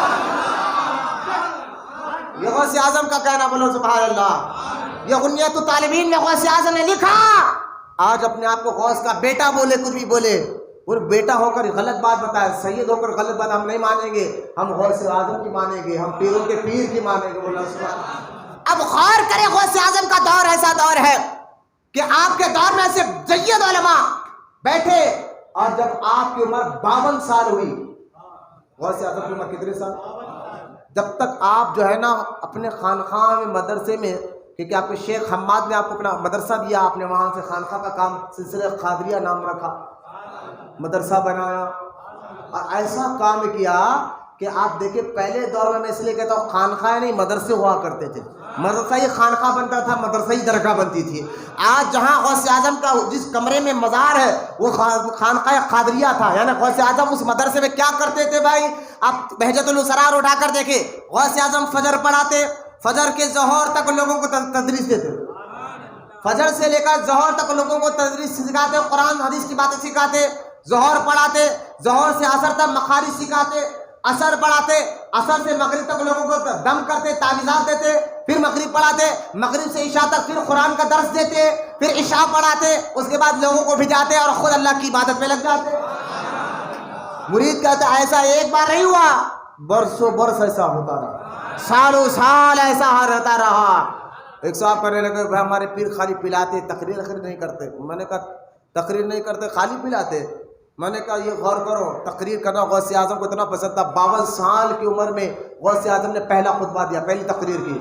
بولا نا محبت سے سبحان اللہ. اور آپ تقریر کرتے رہے. جب آپ کا شعرا دور دور تک پھیلا, یہاں تک کہ آپ جب مدرسہ بس نہیں ہوا تو آپ عیدگاہ میں گئے, عیدگاہ بس نہیں ہوا تو آپ شہر کے باہر ایک بڑا سا میدان لے کر وہاں تقریر کرتے تھے. آپ کے مجمع میں, آپ کی تقریر میں 70,000 کا مجمع رہا کرتا تھا. غوث پاک رضی اللہ تعالی عنہ کے دیوانوں غور سے سنو, میرے غوث اعظم کا دل میں درد کیسا تھا قوم کا, دین سکھانے کا, عقیدہ سکھانے کا. غوث اعظم نے عقیدے کی بات بھی کہی, احکام کی بات بھی کہی, اخلاق کی بات بھی کہی. غوث اعظم سب سے پہلے کیا کام کرتے جانتے تھے آپ؟ مرید کو, لوگوں کے فکر کو آخرت سے جوڑتے تھے. بولو سبحان اللہ, محبت سے بولے سبحان اللہ. ہاں, یہ فکر ہماری آخرت سے جڑ گئی, تب آپ بولنا کہ ہاں ہمیں درد ہے دین کا. بولنا سبحان اللہ. یہ فکر ہے جو تمہاری عادت کو بدل سکتی ہے. یہ غوث اعظم سمجھ گئے تھے اصل کام فکروں کا ہوتا ہے. بھائی سوچ عادت بن کر باہر نکلتی ہے, فکر عادت بن کر باہر نکلتی ہے. آپ رات میں سوچ لیے کہ صبح اٹھنا ہے, ارجنٹ آپ کو کام پہ جانا ہے, آفس جانا ہے, تو آپ جو سوچتے اتنے ٹائم پر اٹھوں گا, نہاؤں گا, پیوں گا, کھاؤں گا, جاؤں گا, وہ پورا شیڈول آپ تیار رات میں کر لیتے, سوچ لیتے. صبح وسیع کرتے یا نہیں کرتے؟ کیونکہ سوچ عمل عادت بن کر باہر نکلتی ہے. غوث اعظم اپنی تقریروں میں لوگوں فکر آخرت پیدا کرو, اپنی سوچ میں خبر آخرت کا فکر پیدا کرو. تم یہاں ہمیشہ رہنے کے لیے نہیں آئے ہو, تمہیں جانا ہے قبر میں, اور یہ چہرہ حضور کو دکھانا ہے, قیامت میں اللہ کی بارگاہ میں ٹھہرنا ہے. تو جہاں ہمیشہ رہنا ہے وہاں جو کام کرنا ہے وہ کام دنیا میں کرنا ہے. وہ کام احکام ہے, نماز ہے, روزہ ہے, حج ہے, زکات ہے, اچھے اخلاق ہے, صبر ہے, شکر ہے, توکل ہے. اس ساری باتوں کا اعظم سکھاتے اور اس سے پہلے فکر کو مضبوط کرتے تھے. بولنا محبت سے سبحان اللہ. اور غوث اعظم کا طریقہ تقریر کا ایسا تھا کہ جب آپ تقریر کے لیے بیٹھتے, ایک حافظ قرآن ایک قرآن کی آیت پڑھتا, پھر غوث اعظم اس کی تفسیر بیان کرتے. اب آپ جب تقریر آپ کی بڑی, وہ چرچا ہوا, یہاں تک کہ مکے میں ایک عیسائی رہتا تھا. مکے میں ایک عیسائی رہتا تھا وہ عیسائی, لیکن خدا کو, اللہ کو مانتا تھا ایک, اور عیسیٰ کو نبی مانتا تھا, خدا کا بیٹا نہیں مانتا تھا. ایسا عیسائی تھا وہ کہنے لگا, عیسیٰ علیہ السلام سے دعا کرتا تھا کہ میں کوئی ایسا تو ہو جن پر میں ایمان لاؤں, جن کے ذریعے سے اسلام قبول کروں. عیسیٰ علیہ السلام خود خواب میں آئے, اس کے خود خواب میں آیا, آ کر کہ اس عیسائی سے جا بغداد میں عبد القادر جیلانی بیٹھے ہوئے ہیں. بولنا سبحان اللہ. جا بغداد میں عبد القادر جیلانی بیٹھے ہوئے ہیں, ان کے ہاتھ پر اسلام قبول کر ان کے خدمت ساری زندگی گزار دینا. ایسے کئی عیسائی ہیں, کئی اولیاء. اس لیے غوث اعظم جب تقریر کرتے تھے 70,000 کا مجمع ہوتا تھا, جس میں 400 علماء بیٹھ کر غوث اعظم کی تقریر کو نوٹ کرتے تھے. کتنے علماء, کتنے, 400 علماء. یہی غوث اعظم ہے. بولو سبحان اللہ. غوث اعظم کو سمجھو, یہی غوث اعظم ہے. غوث پاک رضی اللہ تعالی عنہ کے پاس بڑے بڑے علماء آتے, یہاں تک کہ غوث اعظم کی تقریر میں فرشتے آتے. اولیاء اللہ جو غیب ہے, کسی کو نظر نہ آتے, وہ اولیاء اللہ آتے. مزاروں سے نکل کر روحیں بھی اولیاء اللہ کی آتی. یہاں تک کہ انبیاء علیہ السلام کو بزرگوں نے دیکھا کہ وہ غوث اعظم کی محفل میں آ کر غوث اعظم کے ساتھ بیٹھے ہوئے ہیں. یہ سرکار غوث اعظم کی تقریر تھی. اور علم کیسا تھا, صرف ایک ہی بات میں بات ختم کرتا ہوں. غوث پاک رضی اللہ تعالیٰ عنہ کہ جب تقریر کا شعرا دور دور تک پہنچا, اس دور میں عبد الرحمن ابن جوزی بھی تھے. عبد الرحمن ابن جوزی علم کا وہ سمندر تھا، بولے یا سبحان اللہ. انہوں نے امام بخاری کے پر، جبکہ بخاری شریف لکھی گئی، اس کے بعد سے امام بخاری کی حدیثوں پر جرح کرنا کسی محدث کسی عالم کی ہمت نہیں ہوئی. لیکن عبد الرحمن ابن جوزی ایسے ہے جنہوں نے امام بخاری کی 12 حدیثوں پر جرح کیا. یہ عبد الرحمن ابن جوزی ایسا علم رکھنے والے جو پکڑنے میں آئے تھے امام بخاری کو پکڑ لے. وہ امام عبد الرحمن ابن جوزی جب دیکھا کہ میرے خانقاہ میں مدرسے میں کوئی نہیں آ رہے، کہاں جا رہے، سب جا کہاں رہے، شاگرد حضور عبد القادر جیلانی کی محفل میں جا رہے ہیں. تو کام کرو میں بھی چلتا ہوں. چادر اوڑھ لیا، پہچانتے تھے نا، کہنا مشہور تھا، چادر اوڑھ لیا. دیکھو تو یہ عبد القادر بیان کرتے کیسے، چادر اوڑھ لیا اور بیٹھے. اب غوث اعظم دستگیر رضی اللہ عنہ نے بتانا، حافظ قرآن کی تلاوت کرتا، غوث اعظم اس کی تفسیر بیان کرتا. اب غوث اعظم بھی بیٹھے، سارا مجمع بیٹھا ہے، یہ چادر اوڑھ کے عبد الرحمن ابن جوزی بیٹھے ہیں. حافظ قرآن نے قرآن کی آیت پڑھی، غوث اعظم نے اس کا ایک معنی سمجھایا، بولو نا سبحان اللہ. شاگرد نے عبد الرحمن ابن جوزی کو دیکھا، یہ جو معنی بتا رہے غوث اعظم صحیح ہے؟ عبد الرحمن ابن جوزی کہتے ہاں میں جانتا ہوں، بولو نا سبحان اللہ، ہاں میں جانتا ہوں. جبکہ عبد الرحمن ابن جوزی کون ہے؟ جنہوں نے امام بخاری کو تو جھنگالا. ایسا علم رکھنے والا شخص بیٹھا ہوا ہے. عبد الرحمن ابن جوزی کہتے ہیں ہاں یہ قرآن کی جو آیت غوث اعظم تفسیر کرے میں جانتا ہوں. پھر اسی آیت کی دوسری تفسیر کی آپ نے کہا میں جانتا ہوں، تیسری کہا میں جانتا ہوں، یہاں تک کہ آپ نے 40 تفسیر کی. ایک آیت کے 40 معنی بتائے اور 40 معنی تک عبد الرحمن ابن جوزی منڈی ہلاتے رہے. کیسا علم تھا عبد الرحمن ابن جوزی کے پاس؟ ایک آیت کے 40 تفسیر کرتے رہے. عبد الرحمن ابن جوزی سر ہلاتے رہے، ہاں میں جانتا ہوں، ہاں میں جانتا ہوں، ہاں میں جانتا ہوں، ہاں میں جانتا ہوں، ہاں میں جانتا ہوں. اس کے بعد غوث اعظم نے کہا اسی آیت کی اور ایک تفسیر، بولنا سبحان اللہ. آپ نے چادر کو سیدھا کیا اور چہرہ دیکھا، کہا یہ اور تو 42ویں تفسیر. آپ پریشان ہو گئے، کہا میں نہیں جانتا. آپ نے کہا یہ 43ویں تفسیر. کہا میں نہیں جانتا. یہ کہا 44ویں ہے. کہا میں نہیں جانتا. کہا یہ 45ویں ہے. بولے نا سبحان اللہ. عبد الرحمن ابن جوزی دیکھ رہے ہیں، دیکھ رہے چہرہ. یہاں تک کہ غوث اعظم نے اس ایک آیت کے 70 معنی کر کر بتائے، 70 تفسیر کر کر بتائے. عبد الرحمن ابن جوزی ہل گئے. غوث اعظم فرماتے اب اس آیت کے میں نے ظاہری معنی بتائے تھے، اب تک میں نے اس آیت کے ظاہری معنی بتا رہا تھا، یہ خال کا معاملہ تھا. اب عبد القادر حال کی طرف جاتا ہے. مولانا سبحان اللہ. یہ خال کا معاملہ تھا، حال کا معاملہ سنو. یہ کہہ کر غوث اعظم لا الہ الا اللہ پڑھ کر خاموش رہے. عبد الرحمن ابن جوزی جیسا شخص جو چادر اوڑھ کر بیٹھا تھا، وہ چادر کھولتا ہے، کپڑے پھاڑ کر غوث اعظم کے خطبوں میں سر جھکا دیتا ہے. مولانا محبت سے سبحان اللہ. پیروں کے آپ پیر ہے یا اہل صفا کے میر ہے، صدقہ رسول پاک کا جھولی میں ڈال دو، ہم قادری فقیر ہے.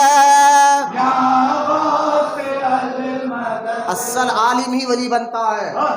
ہاں یہ شراب پینے والے، گانجا پینے والے جس کو طہارت کے مسائل نہیں معلوم، بولے ہم طریقت والے ہیں. میں نے کہا غوث اعظم جب تک سائن نہیں کرے کوئی طریقت والا بنتا ہی نہیں.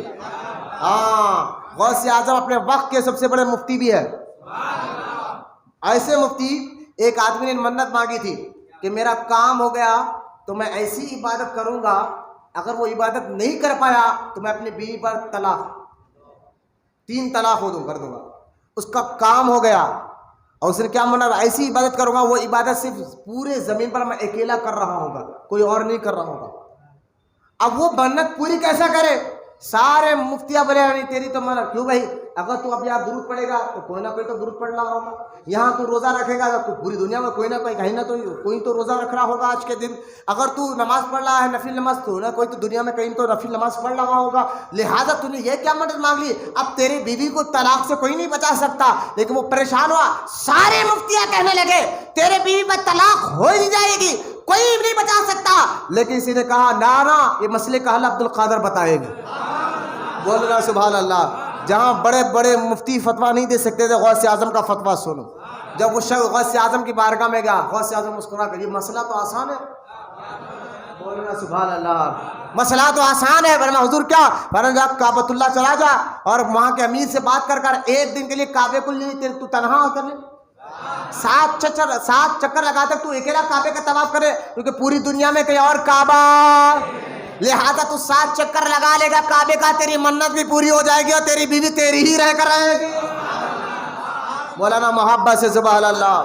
یہ میرے سرکار غوث اعظم اپنے وقت کے علم ایسا، میں نے کہا نا کس پر بات کروں غوث اعظم، اگر علم پر بات کروں تو 400 علماء تقریر کر رہے ہیں، تقریر لکھ رہے ہیں، بڑے بڑے بزرگان دین جس کی تقریر سن رہے ہیں، یہاں تک کہ سرکار غوث پاک رضی اللہ تعالیٰ عنہ کے پاس ایک مرید کہتے میں بیٹھا تھا، کچھ لوگ آئے، میں جانتا پہچانتا نہیں تھا وہ لوگوں کو، چہرے بغداد والے نہیں تھے، چہرے عراق والے نہیں تھے، اگر بغداد والے ہوتے عراق والے ہوتے تو جان لیتا، یہ بغداد والے چہرے نہیں تھے، وہ آئے اور میرے پیر سے بات کر رہے تھے، غوث اعظم سے بات کر رہے تھے، وہ بات ان کی ختم ہوئی، میں داخل ہوا، بات ختم ہونے کے بعد غوث پاک سے پوچھا حضور یہ کون تھے؟ غوث اعظم نے فرمایا بعد میں کہوں گا، جاؤ جا کر ان سے اپنے لیے دعا کرا لو، جاؤ اپنے لیے دعا کرا لو، یہ وہ لوگ ہیں غوث اعظم جس کے اپنے مرید کو جاؤ ان کو روکو، ان سے دعا کرا لو۔ وہ مرید کہتے ہیں میں دوڑتا ہوا ان کو پکڑا، وہ مدرسے کے صحن میں تھے، میں نے ان کو روک کر کہا کہ آپ ہو کون؟ تو کہنے کہ ہم فلاں علاقے شمالیہ کے رہنے والے، ہم وہاں سے اڑتے ہوئے آسمان میں اڑتے ہوئے آئے ہیں، کیونکہ ہمیں معلوم ہے کہ یہ جو پیر ہے نا سب کے پیر ہے۔ کہا دعا کرو، تو کہا ہم کیا دعا کریں، تم جس کے سائے میں رہ رہے ہو، وہ کون ہے تم جانتے ہو؟ وہ بزرگان دین کہنے لگے اس مریض سے تم جانتے ہو کون ہے عبد القادر؟ ارے عبد القادر تو وہ ہے جن کے صدقے میں اللہ تعالیٰ آج تک دنیا کے بلاؤں کو ہٹا رہا ہے، دنیا والوں کے پر سے بلاؤں کو ہٹا رہا ہے، پریشانیوں کو ہٹا رہا ہے۔ وہ بزرگ کہتے ہیں ہم خود غوث پاک کے پیر پڑنے کے لیے آئے تھے، بولو نا محبت سے سبحان اللہ۔ پیروں کے آپ پیر ہیں، اہل صفا کے میر ہے۔ جہاں غوث پاک، بات ختم کرتا ہوں، جہاں غوث پاک نے عقلی طور پر علمی طور پر کام کیا، اخلاق بھی سدھارا، علم سے جاہلوں کو بھی سدھارا، 1 لاکھ یہودیوں نے اور گناہگاروں نے اپنے ہاتھ پر توبہ کی، 5000 زیادہ یہودی اور عیسائی نے کلمہ پڑھا، اس وقت سے لے کر آج تک آپ کا فیضان جاری ہے۔ وہاں پر غوث اعظم کا ایک درد دل دیکھے، غوث اعظم بڑے درد رکھنے والے تھے، قوم کے لیے بڑا درد رکھنے والے تھے۔ سرکار غوث پاک کے دور میں فلسطین پر حملہ ہوا تھا، اور وہ حملے میں کئی بچے یتیم ہو گئے تھے، کئی عورتیں بیوہ ہو گئے تھے۔ غوث اعظم نے سارے مریدوں کو بلوایا اور کہا کہ خانقاہ میں ایک ہال بناؤ، اس میں جاؤ، پہلے جا کر ان بچوں کو، ان عورتوں کو بغداد لے کر آؤ۔ مریدین گئے بغداد سے، وہاں سے ان بچوں کو اور عورتوں کو بغداد سے لے کر آیا، اور ان کے لیے ایک الگ کمرہ دیا گیا، کھانے کا انتظام، رہنے کا انتظام، پہننے کا انتظام، پڑھانے کا انتظام سب غوث اعظم نے اپنے آپ سے کیا۔ مولانا محبت سے سبحان اللہ۔ یہ غوث اعظم درد دل رکھنے والی شخصیت تھے، لیکن کیوں جانتے تھے سرکار نے فرمایا مسلمان ایک جسم کی طرح ہے، اس کو کہاں بھی تکلیف ہو پورے جسم کو تکلیف پہنچتی ہے۔ یہ غوث پاک عملی طور پر کر بھی بتاتے تھے۔ سرکار غوث پاک کے ہی مریدین سلطان صلاح الدین ایوبی، صرف غوث اعظم نے اپنے مریدوں کو اخلاق نہیں سکھا، یہ نہیں کہا کہ اخلاق اچھے رکھو، وہابی بھی آ تو مل لو، بدعقیدہ بھی تو مل لو، شیعہ کے ساتھ بھی بیٹھ جاؤ، رافضی کے ساتھ بھی بیٹھ جاؤ، ہم صوفی کسی کو برا بولتے۔ غوث اعظم نے تعلیم دی نہیں، بولو نا سبحان اللہ۔ غوث پاک رضی اللہ تعالیٰ عنہ تو اپنے مرید کو جہاں اخلاق سکھاتے تھے، وہاں یہ بھی بتاتے تھے وقت آیا نا جہاد کے لیے آگے بھی رہنا، غوث اعظم پردہ فرمائے 560 میں، اور 580 ہجری میں سلطان صلاح الدین ایوبی نے فلسطین کو پھر سے جیتا، مسجد اقصیٰ پر پھر سے حملہ کیا۔ غوث اعظم کے دنیا سے جانے کے 20 سال کے بعد مسجد اقصیٰ فتح ہوا، لیکن چڑھ کر دیکھیں سلطان صلاح الدین ایوبی کی فوج میں سب سے زیادہ جو فوج کے جو فوجی تھے وہ غوث اعظم کے مرید ہی تھے، جو غوث اعظم کے خانقاہ میں پڑھ کر آئے تھے، غوث اعظم سے سیکھ کر آئے تھے۔ تو غوث اعظم نے اپنے مریدوں کو صرف ظاہر باطن نہیں، ان کو بتا کہ وقت آنے پر جہاد کرنا بھی ضروری ہو جاتا ہے، وقت آئے، موقف آئے، وہ آئے تو تمہیں پتہ چل جائے گا کہ موقع کیا ہے، وقت کیا ہے۔ لہٰذا سرکار غوث پاک رضی اللہ تعالیٰ بڑے درد دل رکھنے والے شخصیت تھے۔ انشاءاللہ تعالیٰ ہم سرکار غوث پاک کی محفل سجائے ہے، ان کے لیے کلمہ طیبہ، درود پاک، سورہ فاتحہ یہاں پر پڑھی گئی ہے، لہٰذا آپ غور کریں۔ انشاءاللہ سرکار غوث اعظم دستگیر رضی اللہ تعالیٰ عنہ کی تعلیمات اور ان کا عقیدہ کیا ہے، انشاءاللہ جمعہ میں اللہ اگر زندگی رکھا تو یہ جمعہ میں یہ ٹاپک کریں گی، عقیدہ غوث اعظم۔ پول کھلے گی جو آج کے بابا لوگ، پیر لوگ، ان کا عقیدہ کیا ہے، غوث اعظم کا عقیدہ کیا تھا۔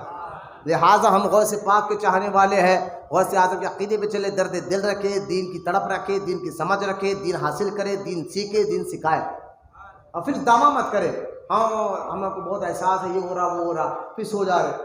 فجر غائب، نہ طہارت سیکھی، نہ غسل سیکھی، نہ 8 دن میں ایک بار آنے کا طریقہ سیکھی، اتنا بولنے کے بعد نہ امام غائب، پینٹ شرٹ پر جو ہے نہ آ رہے ہو، داڑیاں کٹے ہوئے ہیں، چہرہ سجے ہوئے ہیں، بتایا جا رہا ہے زبردستی آئے حضرت، اگر آپ بلائے بول کے زبردستی آئے، چہرے بتا رہے بچوں کے، زبردستی آ گئے ہم، آپ بلائے بول کے، نہیں ہے تو آپ آؤٹ لیتے بول کے آئے، ایسے مت کرو۔ دین صرف اللہ کی رضا کے لیے کام کرو، پیر کو راضی نہیں، اللہ کو راضی کرنے والا بڑھو۔ اللہ راضی، پیر تمہارا راضی کوئی فرق نہیں، اللہ راضی ہونا۔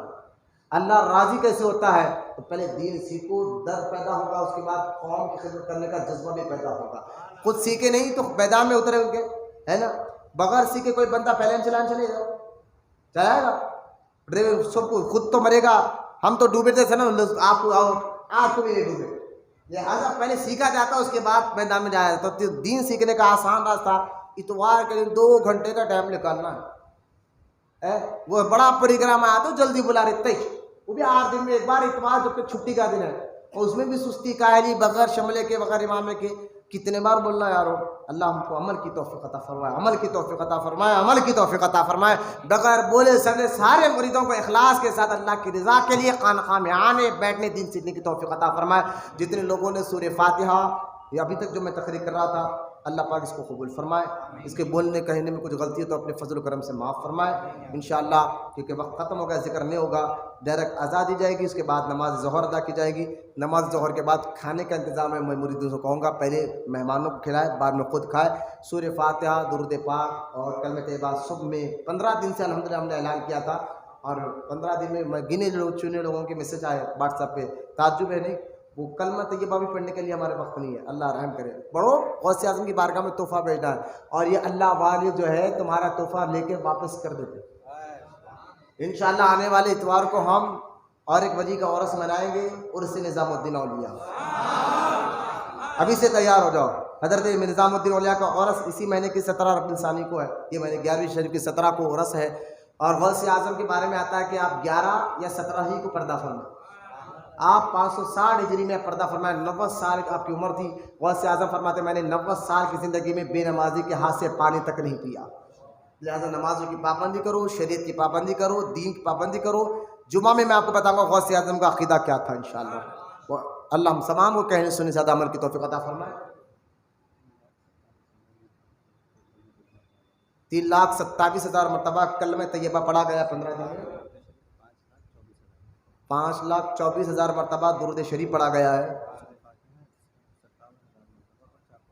57,000 مرتبہ سورہ فاتحہ اور 4 قرآن پڑھا گیا ہے۔ جتنے لوگوں نے پڑھا ہے، اللہ تمام کا ثواب حضور کے صدقے، اہل بیت کے صدقے ہم غوث اعظم کی بارگاہ میں پہنچاتے ہیں۔ اللہ ہم سے دعا، اللہ ہم تمام کو کہنے سننے سے زیادہ عمل کی توفیق عطا فرمائے۔ اللہ تعالی ہمارے ظاہر، باطن، جسم، روح، دل کو پاک بنائے، ہمارے دلوں میں علم نافع کو داخل فرمائے۔ خائے پاک پروردگار ہمارے خانقاہ محبوب اولیاء کے تمام مرید اور متقید کو دنیا اور آخرت میں کامیابی عطا فرما۔ ہمارے ظاہر، باطن، جسم، روح، دل کو پاک بنا دے، ہمارے دلوں میں علم نافع کو داخل فرما، سینے میں اسلام کی محبت کو داخل فرما، ہمیں سچا عاشق رسول بنا دے مولا، اور ہماری نسلوں میں قیامت تک عاشق رسولوں کو پیدا فرما۔ سرکار غوث پاک رضی اللہ تعالیٰ عنہ کے صدقے طفیل میں مولا ہم سب کی دعاؤں کو قبول اور مقبول فرما۔ وما علینا الا البلاغ والحمد للہ رب العالمین۔